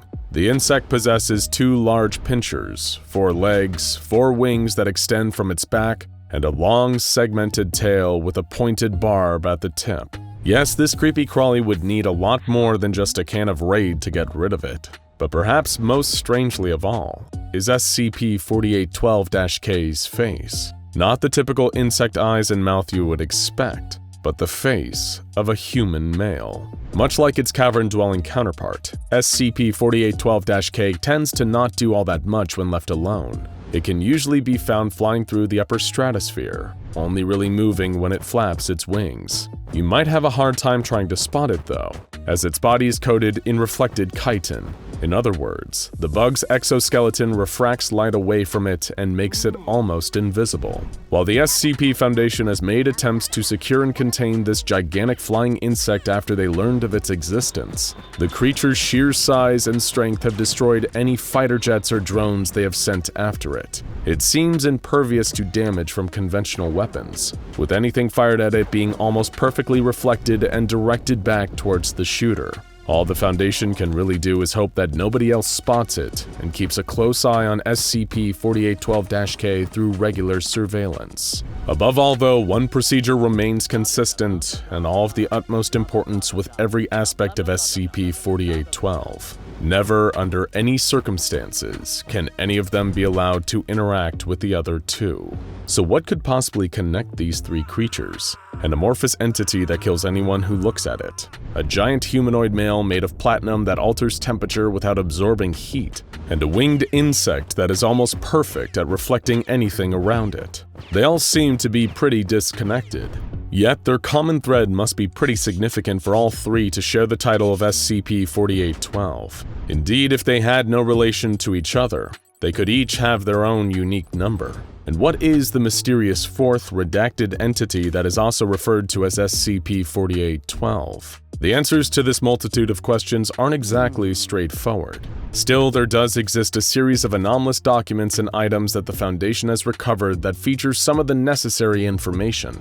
Recovered from Marcus de Wees, a Dutch collector of anomalous artifacts. These items are referred to as the Connington set, named after Winston J. Connington, an English archaeologist and occultist whose research led the Foundation to the discovery of a number of SCPs. Among the various artifacts of the Connington set is a journal kept by Connington himself, featuring depictions of the different SCP-4812 creatures and notes recording his findings. The set also features 3 hefty tomes written in German over the course of many years that contain multiple archaic coordinates. In one, an edition in Italian by another author seems to shed a little light on SCP-4812. The translation of this section tells of an ancient kingdom, respected above all others, known either as the House of Apollyon or the Sky Kings of Old Europe. The first ruler of this kingdom was allegedly a descendant of the King of Crimson Skies, or Asem, the first man. These Sky Kings ruled over what is now modern-day Europe for 100 generations, conquering all who opposed them. Among their adversaries were those faithful to the Iron God, presumably the Mechanites, the ancient machine-worshipping religion that preceded the Church of the Broken God. Eventually, however, complacency reared its ugly head, and Sky King Cyrus VIII von Apollyon looked beyond the realms of men, hoping to find new land to conquer. Cyrus VIII assembled his forces, the largest army ever seen, and set his sights on the lands of the Fair Folk, more commonly known as fairies nowadays. These fair folk were already engaged in conflict with their southern neighbors, the Children of the Moon, and were drastically underprepared for Cyrus's approaching forces. Within 2 weeks, the fairies were scattered, driven from their lands. There was, however, a sole survivor, a Fey princess, who was captured and faced the grim fate of being taken as a trophy. But the princess had other plans. While being taken back to the Sky King's domain, she cast a curse upon the House of Apollyon, and Cyrus VIII in particular.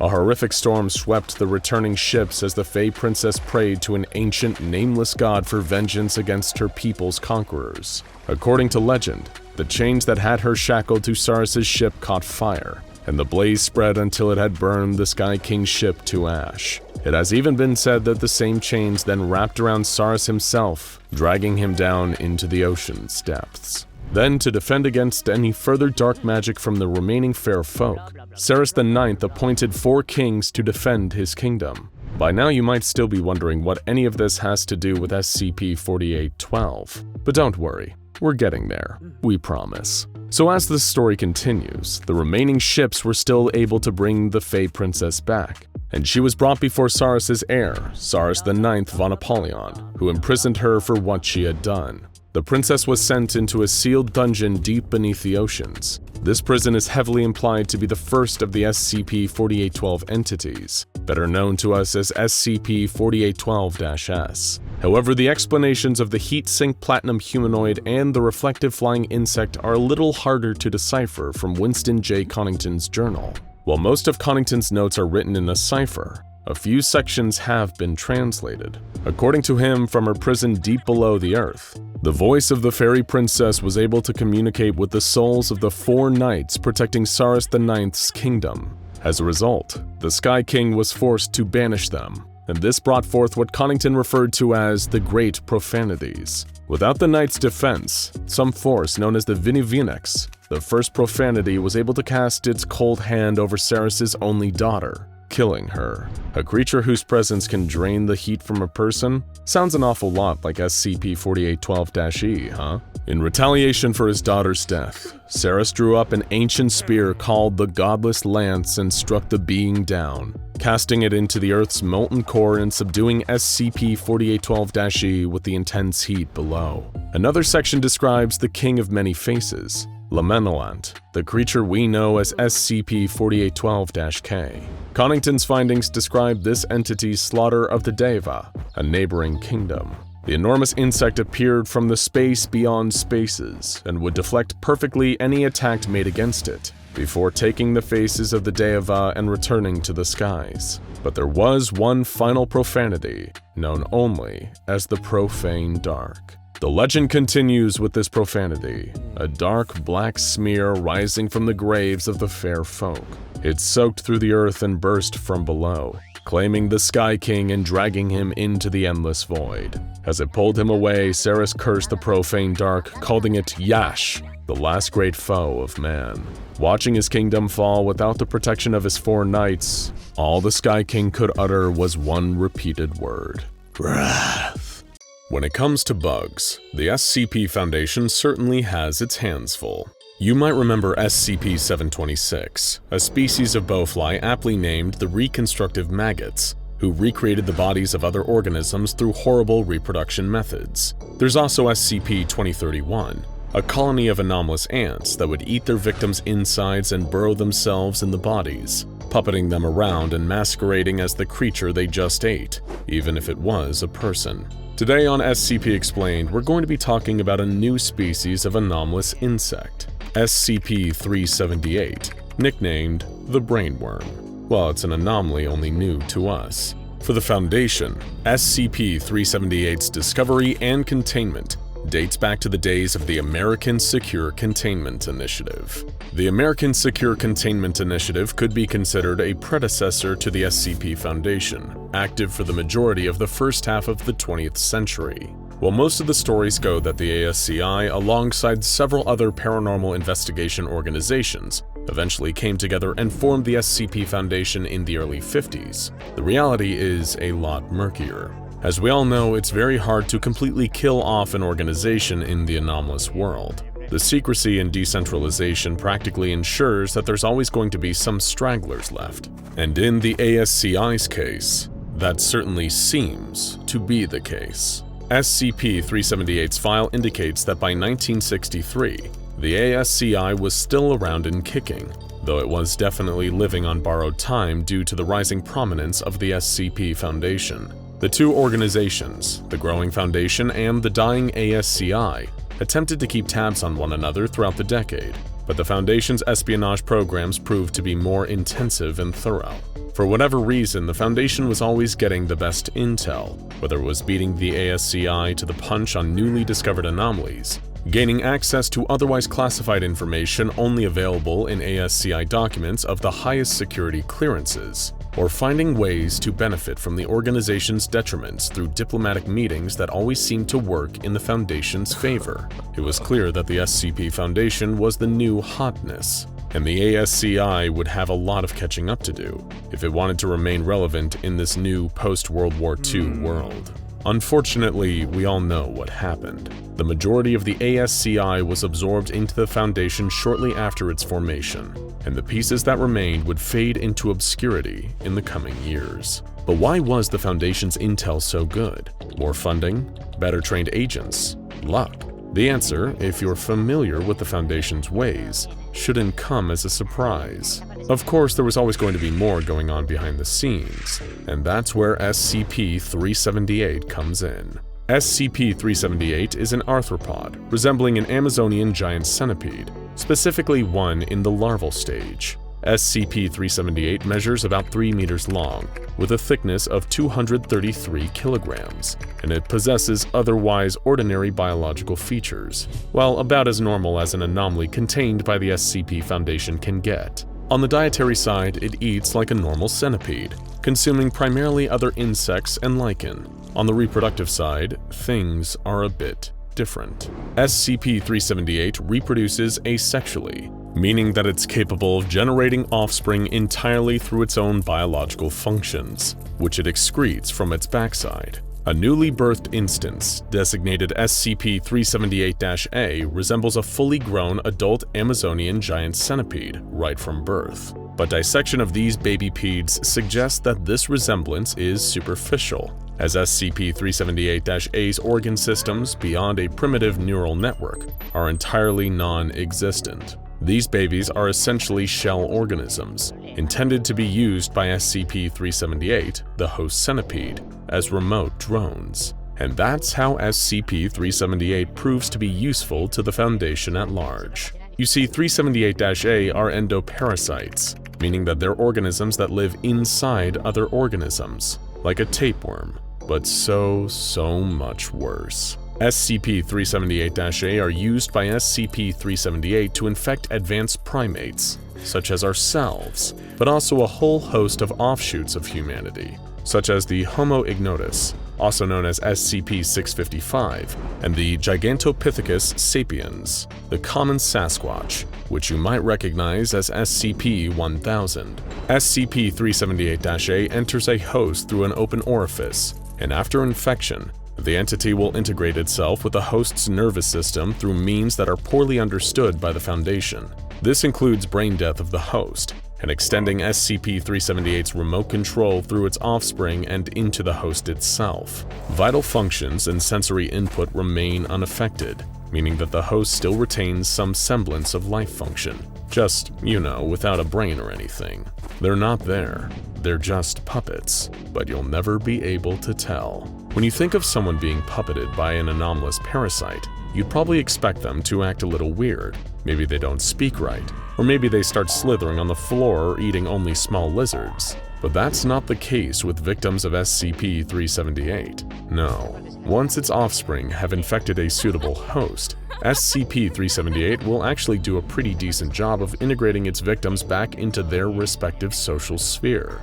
This means maintaining all of their previous relationships as best as possible, such as keeping their jobs, and otherwise fitting in and not standing above the crowd. You'd probably assume they prefer to keep a low profile, mainly infecting hosts in small towns and sleepy suburbs. But you'd be wrong there too. SCP-378 loves the big city, places with high population density, and a robust entertainment scene. We'll explain later, but SCP-378 differs from ordinary insects in that its base instinct isn't to just infect and reproduce, it's to have fun. And the way it entertains itself is by living the lives of people who otherwise live busy, engaging lives, filled with plenty of social interactivity and places to go. The Foundation has yet to discover the upper limit of SCP-378, as the centipede has managed to infect quite a number of hosts with its offspring, which it all seems to maintain simultaneously without issue. Upon interrogation of a host, SCP-378 confesses to the existence of 26 human hosts, 2 instances of Guatemalan black howler monkeys, and 3 instances of SCP-1000. Considering the complex social hierarchies of monkeys, it's unsurprising that SCP-378 infected a few of them just to try them out, on top of infecting a few Sasquatches in the form of SCP-1000, which SCP-378 conveniently is immune to the inherent anomalous effects of. But there is no question as to which species SCP-378 prefers. In fact, those other things it infected, according to the host, were only acquired during periods of heavy intoxication. See, the centipede enjoys getting a little tipsy too. You can't have that in the Amazon rainforest. As humanity is the dominant species on Earth, we're the ones with the shiniest toys for SCP-378 to play with, the most exciting lives, filled with more pointless interaction and labor than a bug would know what to do with. And that's what makes SCP-378 so intriguing for the Foundation. It's an intelligent parasite, whose only motivation is to keep society running as normal so it can slip behind a few pairs of human eyes and see what it's like in the world it would never get to otherwise live in.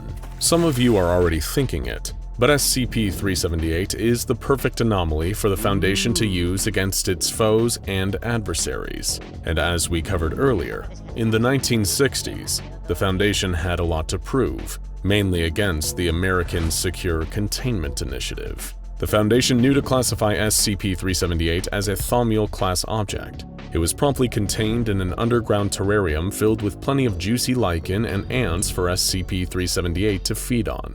Of course, there was also a decontamination chamber constructed adjacent to the regular containment chamber. Any personnel who would go in would obviously be at risk to an infection from SCP-378, and we're sure that living the crazy, exciting life of a Foundation agent would have satisfied the sociable bug.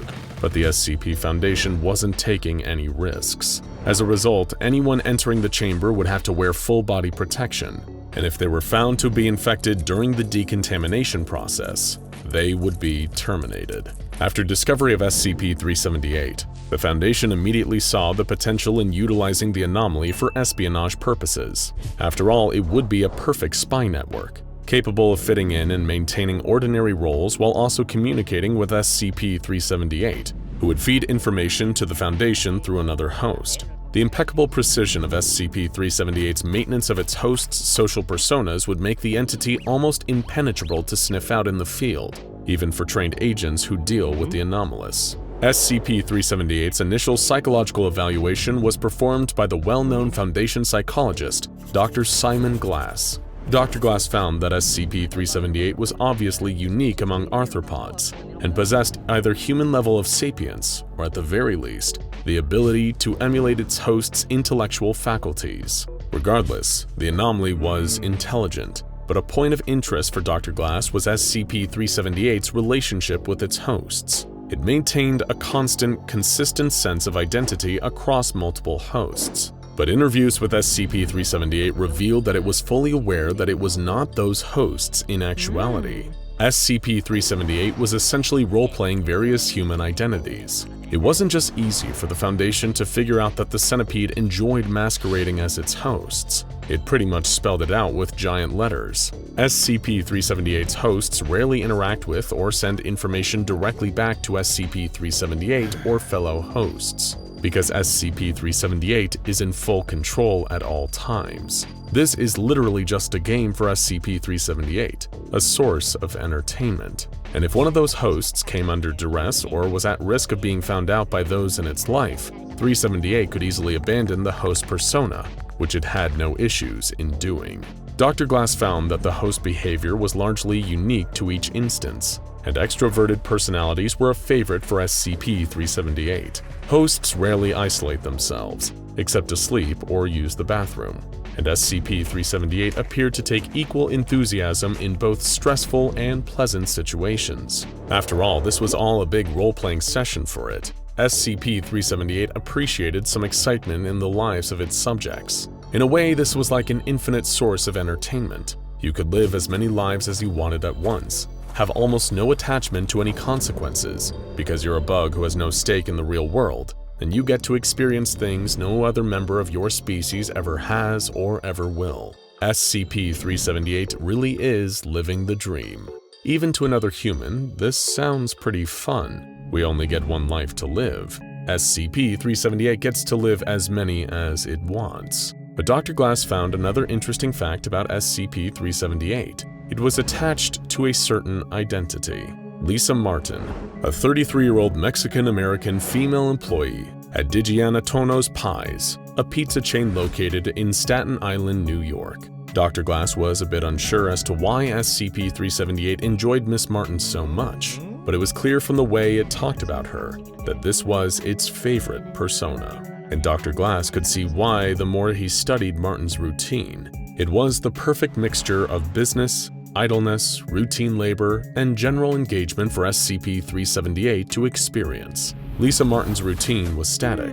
On every day except Saturday, from 8 a.m. to 6 p.m., Lisa Martin would show up to work at Digiana Tono's Pies. After she finished work, from 6 p.m. to 11 p.m., Martin would engage in maintenance of one of 17 rooftop gardens across New York City. Of these gardens, Glass discovered that 13 are maintained by volunteer organizations, 12 of which Martin was not a part of. On Saturdays from 8 a.m. to 11 p.m., Martin alternated between socializing with a collection of friends and coworkers and playing piano for various high-end bars. On all days from 11 p.m. to 12 a.m., Martin would shower and then prepare for bed. She would sleep from 12 a.m. to 7 a.m., and in the morning she'd get back up and do it all over again. When you see a person's schedule laid out like this, everything seems a bit more routine and less exciting, huh? It's not an exciting life laid out on paper, but SCP-378 loved it for whatever reasons. Attempts to interrupt Lisa Martin's routine were unilaterally met with unusual levels of hostility from the bug and its hosts, and in the event of Lisa Martin's death, SCP-378 would happily direct another host to assume her identity. Yeah, we're not sure either. Regardless, 378 had a hobby, many hobbies, but Lisa Martin was special. Dr. Glass's evaluation proved to be popular with the upper ranks of the Foundation, who, due to SCP-378's intelligence and awareness of human sentience, could prove to be useful to the overall mission of the Foundation. As we said before, in 1963, the Foundation had to contend with a number of powerful adjacent organizations, the Global Occult Coalition, with their destructive tendencies and the backing of the world governments, GRU Division P, the Soviet Union's anomalous research military unit, the remnants of the American Secure Containment Initiative, who, while not as prominent or as powerful as they used to be, still remained an organization capable of deterring the Foundation. As a result, the Foundation looked into applying SCP-378 through practical means. Dr. Glass's work importance could not be understated, but the prevailing theory was that SCP-378 did not understand the significance of social dynamics in regards to hierarchy and social capital. This could be observed in its strange defense of Lisa Martin. Several of SCP-378's hosts held positions of power, two of which, David Lockheed and Alfonso Leos, were even employed by anomalous organizations and beyond the reach of the Foundation's then capacity to contain. Even holding these powerful positions, SCP-378 displayed a willingness to sacrifice the hosts to defend, replace, or otherwise maintain Lisa Martin, its favorite host. It was here when the Foundation saw an opportunity. If they could use SCP-378's favoritism of Martin to get it to do what they wanted, their dream spy network had a chance of manifesting into reality. David Lockheed, one of SCP-378's hosts, was a low-level employee of the ASCI, but if the Foundation was able to persuade SCP-378, using Martin's safety as collateral, Lockheed could rise through the ranks of the organization into a position where the Foundation needed a puppet. Second, they realized that Martin herself could prove to be a useful asset. The Foundation was always looking for new ways to conduct reconnaissance, and pizza parlors were an ideal meeting spot and espionage center, if they could be kept from the public eye. Martin's place of employment would soon be converted from your average Staten Island pizza parlor to one of the Foundation's very own spicy crust pizza chains. See what they did there? Spicy crust pizza, SCP. They are so clever. Regardless, the use of SCP-378's anomalous abilities to defend Foundation operatives in the United States seemed like a useful prospect, and the idea was put to a vote by the Overseer Council. It passed, with only minor deterioration, under the name of the Kraken Protocol. As a result, SCP-378's containment procedures were updated, and containment of the anomaly would be focused on three primary components. Its first host, SCP-378-1, was held in the Area 19 barracks of the SCP Foundation. -1 was employed as a maintenance technician with a low security clearance, and in the case of death, a brain-dead or comatose reserve personnel would be elected to replace it. SCP-378-1 served as the Foundation's primary means of communication with SCP-378. After all, they needed a channel to speak directly to the bug in charge, and -1 was their way of doing so. SCP-378-2 was David Lockheed, an average employee of the American Secure Containment Initiative, working in their clerical sector. Lockheed was tasked with sabotaging ASCI operations for the Foundation, as well as collecting information in the Foundation's interests. SCP-378-2 was a little more difficult to replace than the average SCP-378 host, and was required to follow a strict health and exercise regimen. If something were to happen to Lockheed, there's no telling if the Foundation would be able to replace him, and the chances of that happening were low. Lockheed was the perfect spy, with an established rapport with the ASCI going back at least a decade, and access to information the Foundation would use to outsmart the initiative at every turn. It shouldn't come as a surprise to you that the ASCI's days were numbered, and eventually, they closed their doors entirely. SCP-378-3 was Lisa Martin, who worked at Spicy Crust Pizza in Staten Island. Martin's purpose was to maintain a network for Foundation operatives in New York and host a place where they could congregate and meet without issue. On top of that, Martin was still SCP-378's favorite persona, and the entire operation hinged on SCP-378 having Martin available to it. As a result, Lisa Martin would have to be replaced as soon as possible if anything were to happen to her. And with that, the Kraken Protocol was in place. Each instant formed a part of the Foundation's information gathering campaign, and was outfitted with a tracking device and an audio recorder. Every week, embedded agents stationed near each host were to evaluate the health and integrity of them, and the equipment they had inside them. If this initial rollout was a success, the Foundation would continue to use SCP-378-A in further infiltration of its enemies, but the Foundation would have to see how things played out first. Less than 2 years later, Lockheed had retrieved significant information for the Foundation, and the Kraken Protocol proved to be a success. A new site, Site 56, located near prominent anomalous locations, was about to be constructed. SCP-378 seemed excited at the prospects of a change in scenery and more hosts to infiltrate, but there was also something the Foundation could never have expected. In an attempt to gain a new host for SCP-378 to control, the Foundation came across something disturbing.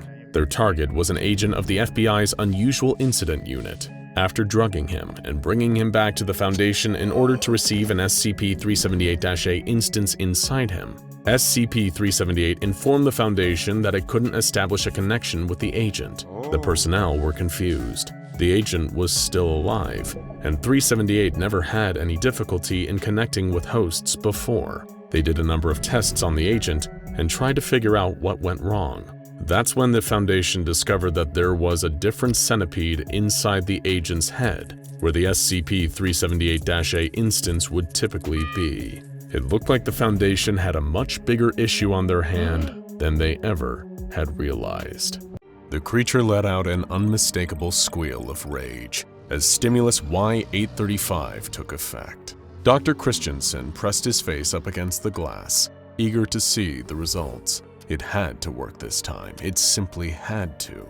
He was certain that this attempt would make all the other failures worth it, and he'd once again prove the Foundation's faith in him to be well-placed. SCP-5683 shrieked a loud, insect-like sound that would have normally made the blood run cold of anyone that heard it. But to Dr. Christensen, it was like music, a monster's dying fanfare to mark his success. Soon he'd be the researcher who neutralized not one, but two tenacious, highly adaptable anomalies. The senior researcher could feel his heart racing as the deadly giant spider started to twitch, then burst into two identical entities. The pair of arachnid anomalies had reacted much like the results of the tissue sample tests conducted earlier, dividing into two separate organisms. Christensen held his breath. The tissue samples had destroyed each other, attacking and injecting the other with lethal doses of venom. Surely, he reasoned, duplicating SCP-5683 into two would have the same result. His heart sank as he watched one of the spider creatures, the duplicate, perish almost immediately. As it often did when presented with human prey, SCP-5683 attacked using its mandibles and impaled its copy with its front legs to pin it in place. The clone had bitten back, with Dr. Christensen already knowing that would have granted SCP-5683 an immunity to its own venom. Its powers of adaptation were fiercely, frustratingly efficient, and nothing demonstrated this more than the intense reaction from the man tasked with destroying it. Dr. Christensen hurled the nearest object, a coffee mug, at a glass window of the observation room, overlooking the test chamber. He pounded his fist against the glass, hardly with the required force to cause damage, but enough to send pain shooting down Christensen's wrist, which then nestled in his forearm, a reminder that the experiment, like the others, had failed. "Why can't I destroy you?" he muttered through clenched teeth, looking with hatred at the enormous spider in the chamber below. The directive had reached him the day immediately after New Year's Day 2020, and straight from a member of the O5 Council no less. Their message expressed how impressed the Council was with Dr. Christensen's success with the Doomsday Clock project, and how favorably his name had been mentioned in Council meetings. This boded well for the ambitious Foundation doctor. He'd been hoping to snag the director position at Site-04 now that Director Bray had retired. But there was one more test from the O5 Council. They wanted Dr. Christensen to use the knowledge garnered during his previous success to solve the SCP-5683 problem. If he could successfully complete that assignment, it would be his ticket to being promoted. With the comfy role of site director and all its perks in mind, Dr. Christensen accepted the assignment from the Council to deal with SCP-5683. SCP-5683 was quite the beast, not an anomaly for those with intense arachnophobia. The huge spider-like organism was extremely hostile towards humans and had to be kept in a constant state of medical sedation. Otherwise, it would relentlessly attempt to breach containment and slaughter any and all personnel in its path. What had made SCP-5683 such a problem for the Foundation was the creature's ability to rapidly regenerate damage, as well as modify its own body in reaction to threats. Much like a certain particularly hard-to-destroy reptile, the spider-like entity could adapt itself to become more resistant to any danger posed to it. And of course, this meant that the Foundation needed this dangerous creature eradicated. The frequent containment breaches and sheer number of casualties caused by the arachnid anomaly were significant enough to cause an increasing drain on the SCP Foundation's resources. So, with the termination order coming from the very top, the O5 Council themselves, Dr. Christensen was tasked with overseeing the neutralization of SCP-5683. During an initial deliberation, Dr. Christensen met with researcher Miles and Hall, junior researcher Silva, and security chief Ade to discuss earlier attempts to terminate SCP-5683. The new head of the termination project was perturbed to learn that the research team had little in the way of useful information to offer, beyond what the Foundation already knew about the creature. But Christensen decided some basic stress testing would at least be a start. After a successful tissue sample test, wherein some of SCP-5683's genetic material was incinerated, Dr. Christensen tried to simply destroy the spider with fire. An understandable response, to say the least. However, exposing SCP-5683 to temperatures of 850 degrees Celsius for just 30 seconds didn't quite yield the easy victory he had hoped for. The arachnid thrashed about and screeched in reaction to the heat, only to rapidly develop a form of armor plating covering its entire body. The armor was comprised of an unknown, unidentifiable substance, but it was enough to prevent SCP-5683 from combusting. Reconvening with the rest of the team, Dr. Christensen hid his pride, assuring everyone he was just trying to establish a baseline during the previous test. Of course, he hadn't believed that terminating SCP-5683 with fire would be a success, or so he claimed, hiding how much he'd longed for an easy solution so he could snatch up the vacant Site-04 director position. But to ensure the others, Christensen explained that he'd requisitioned some anomalous materials from the O5 Council that they'd be using in their next termination attempts. Nothing that was anomalous enough to require containment, but toxic enough that they presented a few options for destroying SCP-5683. Just for logging purposes, sir, may I inquire about the specific substances we're shipping in? Junior researcher Sylvia had asked. Of course, Y220, Y835, and Y43. Dr. Christensen quickly recounted them all from memory. I'm told they should be arriving within the week. I expect each would be enough to do the job, but it's best to hedge our bets. This spider doesn't compare to the lizard, I'll tell you that. Junior researcher Silva seemed to take an interest in what Dr. Christensen had just alluded to, his previous work with the lizard. He probed further about it, and Christensen gave a solemn response. The aspiring Foundation doctor recalled an incident from a few years earlier during his experimentation with SCP-682. Some of the methods Dr. Christensen had opted to employ in an attempt to destroy the hard-to-destroy reptile had led to a severe containment breach. When describing it, he used the word unpleasant, perhaps out of guilt at how many personnel had lost their lives due to his actions. Brushing the topic aside, he assured the team to get on with testing the new anomalous stimuli on SCP-5683. Stimulus Y220 initially showed some promise. During a tissue sample test, it successfully converted part of SCP-5683 into glass, which then violently exploded, leaving nothing behind. But attempts to use it to neutralize the creature itself quickly quashed those promising results. Within 9 seconds of being exposed to Stimulus Y220, SCP-5683's body rapidly turned to glass. Around 80% of its arachnid mass proceeded to explode, shattering in all directions, sending clear shards showering over the testing chamber. As he watched, Dr. Christensen allowed himself to believe that this was mission accomplished, that he'd successfully terminated SCP-5683. But his celebration was premature. The spider quickly began reconstituting itself, its body regenerating within the space of 30 seconds. After testing with both stimuli Y220 and Y835, Dr. Christensen's frustration seemed to be increasing with each failed attempt.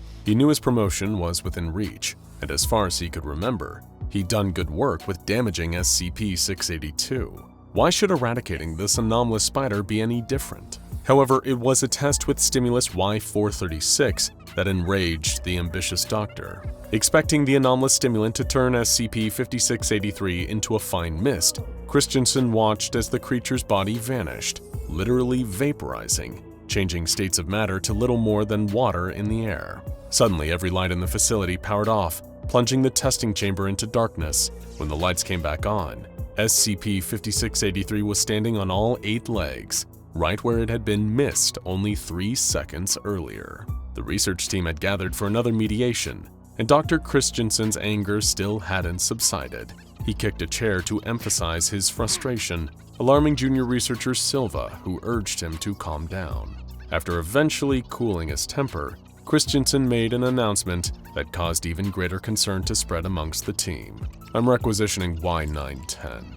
Researcher Halls and Researcher Miles objected, trying to get Dr. Christensen to realize that the course of this action was excessive, overkill even.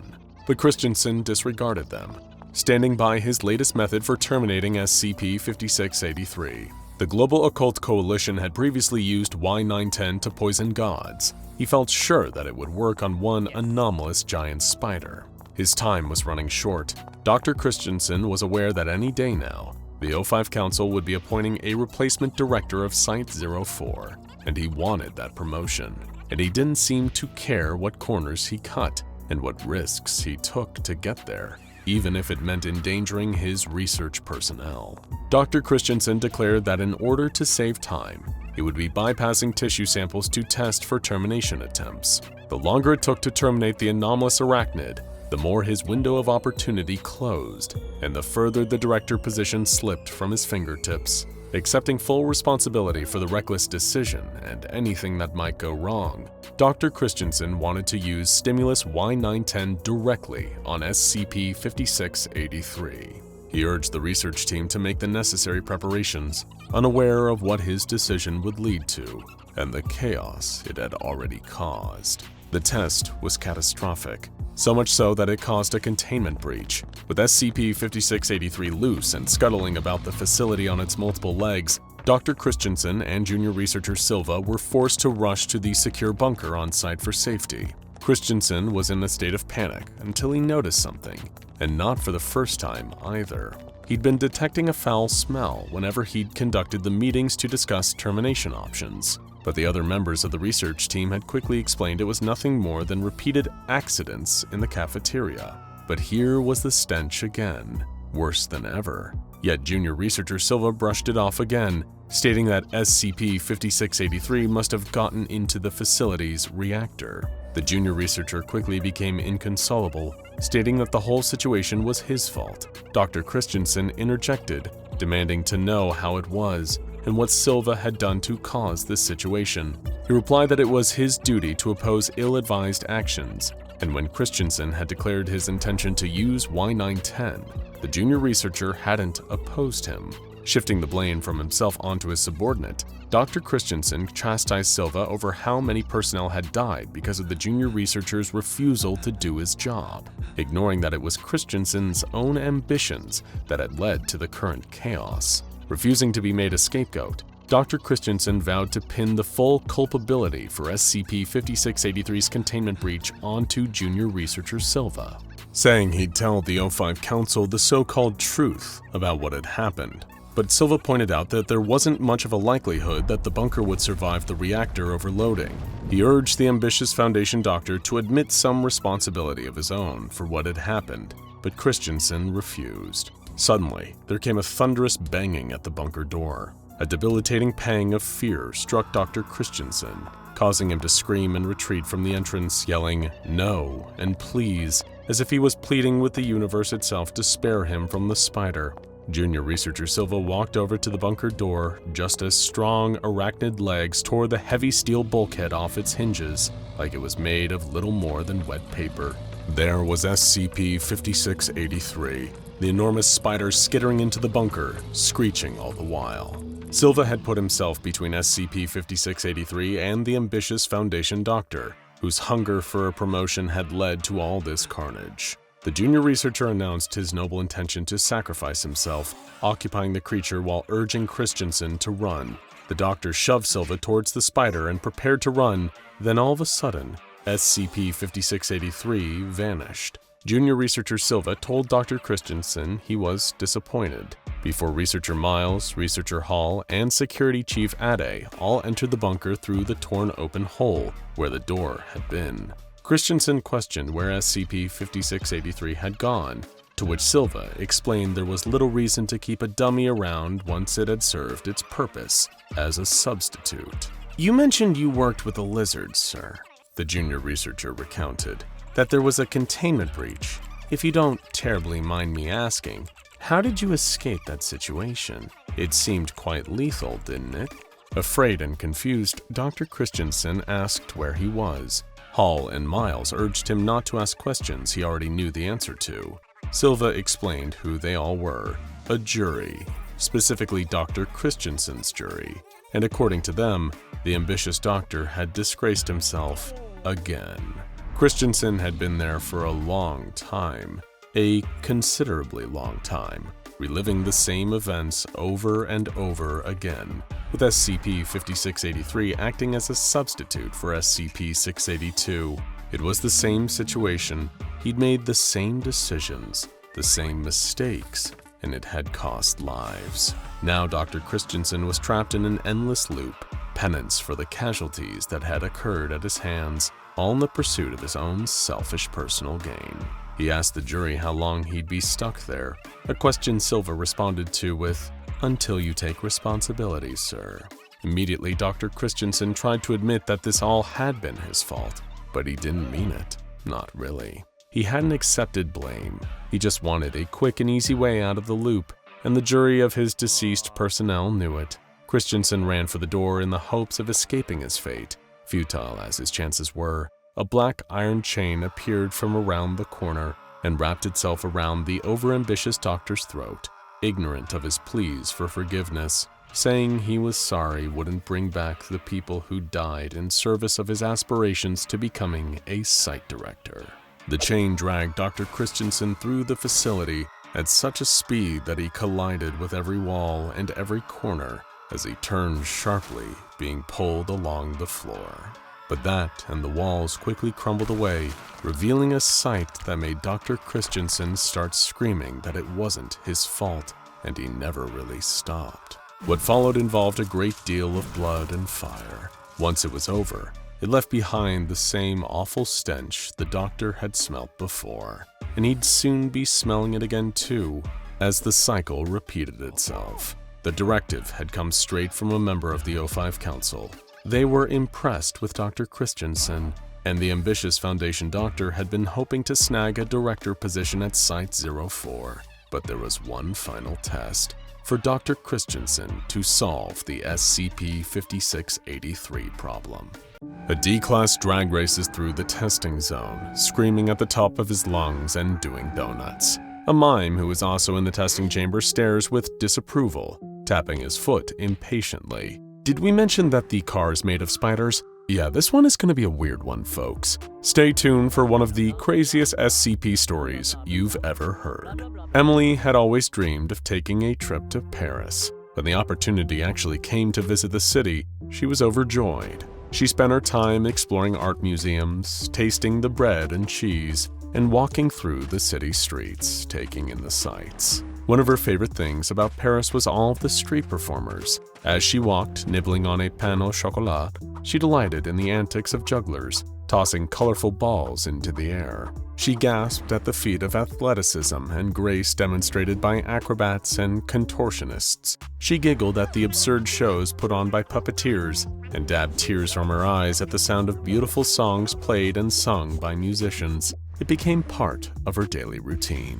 One night, as Emily was walking back to her hostel after a long, languid dinner, she found herself walking down a street she had not encountered before. There was no one around except for her. It was a lovely moment of peace, but it also struck her as a little bit eerie, and she wished for the familiar throngs of people. Up ahead, she spotted the silhouette of another person and let out a sigh of relief. As she got closer, she could make out the black and white striped shirt, the suspenders, the black beret, the white face makeup, rouged cheeks, and red lips. A mime. A real, classic French mime. She couldn't believe her luck. When he spotted Emily approaching, the mime began to start a performance. He began with a classic, the invisible box. He felt around the walls of the invisible box, looking out with exaggerated wide eyes and an open mouth. Emily clapped and reached into her bag for a little bit of money she could use to tip him. After all, he was putting on a performance just for her. He deserved it. She walked closer to the mime, looking for a place to put her tip. She didn't see one, so she held up her hand, offering the money directly to the mime. As he took notice of how close she was getting, the mime began shaking his head vigorously, eyes wide and insistent. She didn't understand that he was trying to warn her until it was too late. Dozens and dozens of spiders began to crawl over the mime's face, out from inside of his clothes, from his shoes, pouring out over the street, and crawling up onto Emily. She tried to brush them off, she tried to run away, but no matter how hard she tried, the spiders just kept coming. All she could do was scream. In an attempt to experience a little bit of live performance, Emily unwittingly came across SCP-3247. SCP-3247 is a humanoid entity standing at approximately 1.7 meters in height. It wears a striped shirt and suspenders similar to the garb of a stereotypical French mime, as well as what appears to be white makeup on its face and all other exposed skin. Though these aspects of its appearance seem as if they should be removable, the clothing and makeup are, in fact, parts of the entity's physiology and cannot be removed from its body. This is not the only unusual aspect of the entity's physical form. Though it looks corporeal and solid, the entity cannot touch or directly interact with any solid matter, with one particular exception. There is a colony of spiders living on and inside of SCP-3247. These spiders have officially been designated SCP-3247-A and are highly protective of SCP-3247. If anyone or anything attempts to approach SCP-3247 in a threatening manner, the spiders will swarm the potential threat. As any savvy anomalous activity enthusiast might have already gathered, these are, of course, no ordinary spiders. Not only do they dwell on and in an intangible mime, but they have a peculiar response to witnessing a human being making specific gestures or pantomiming activities. When this occurs, the colony of spiders will form the shape of an object related to the gestures, which they will then hold for up to 3 hours, or until given additional stimuli that prompt a change in shape. While the spider colony is assembled into shape, they will be able to share some of the given object's functions in spite of being technically nothing more than a mass of well-coordinated arachnids. As for SCP-3247, it is either incapable of speech or unwilling to speak. Instead, it communicates with Foundation staff via silent miming. When it does, the spiders will frequently react to its gestures, becoming effectively living props. SCP-3247 does not seem to be especially thrilled with this, likely because miming is inherently a propless art form, and these spider-based props undermine its artistic vision. Otherwise, though, the presence of the spiders does not seem to bother SCP-3247. In order to better understand the nature of SCP-3247-A, Foundation staff conducted a series of tests. In each test, a D-Class was given a gesture to perform in the presence of SCP-3247.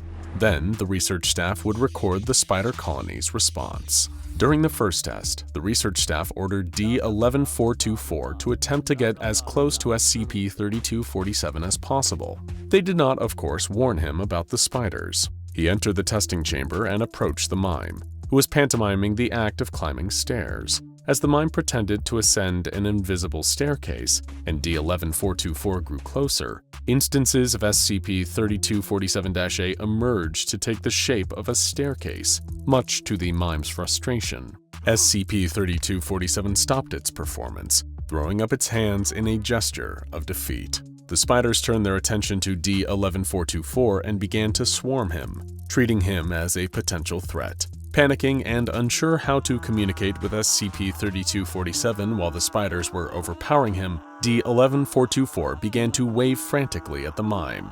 The mime simply shrugged, giving him a look that said, "Well, what do you want me to do about it?"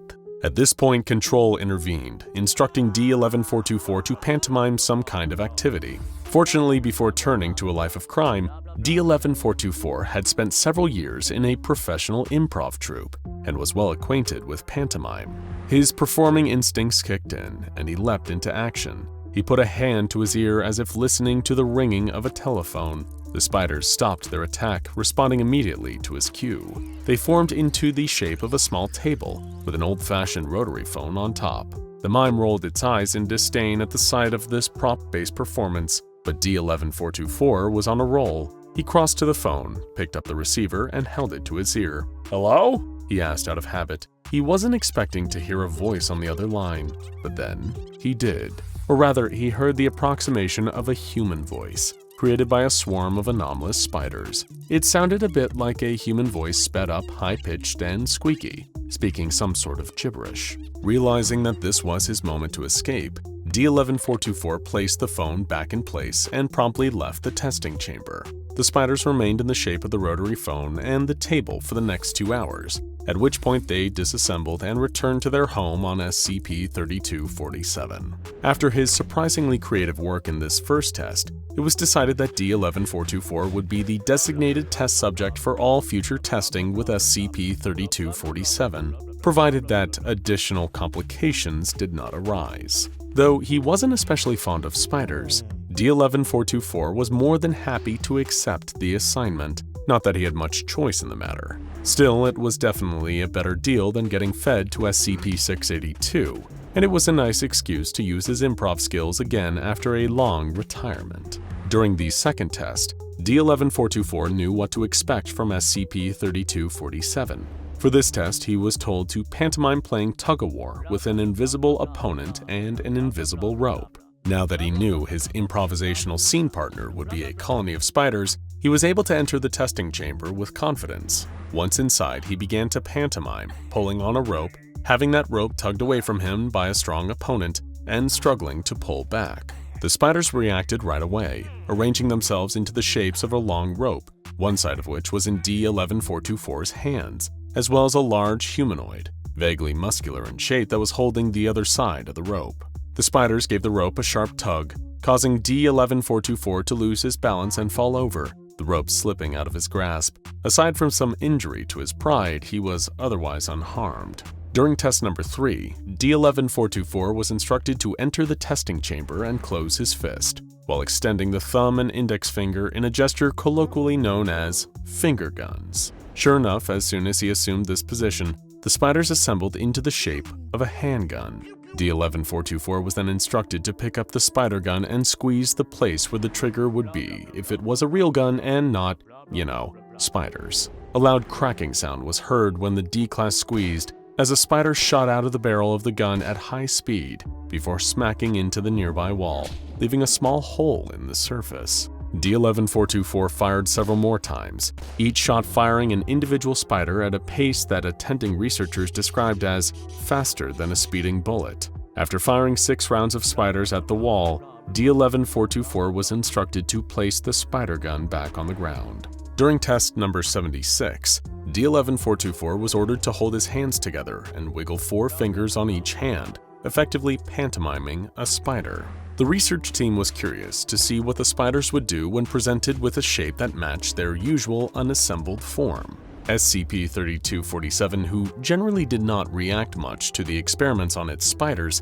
began shaking its head in mild disappointment as approximately 640 spiders emerged from its body, dividing themselves into groups of 8. Each group of 8 spiders then joined to form one large spider, leaving 8 spiders. These 8 then split into pairs, who joined together into one larger spider, and so on and so forth until there was one single giant spider made from the hundreds of smaller spiders. At this point, D11424 followed his heart, jumping onto the mega spider's back and riding it like a bull at the rodeo, as the spider bucked and ran back and forth across the room.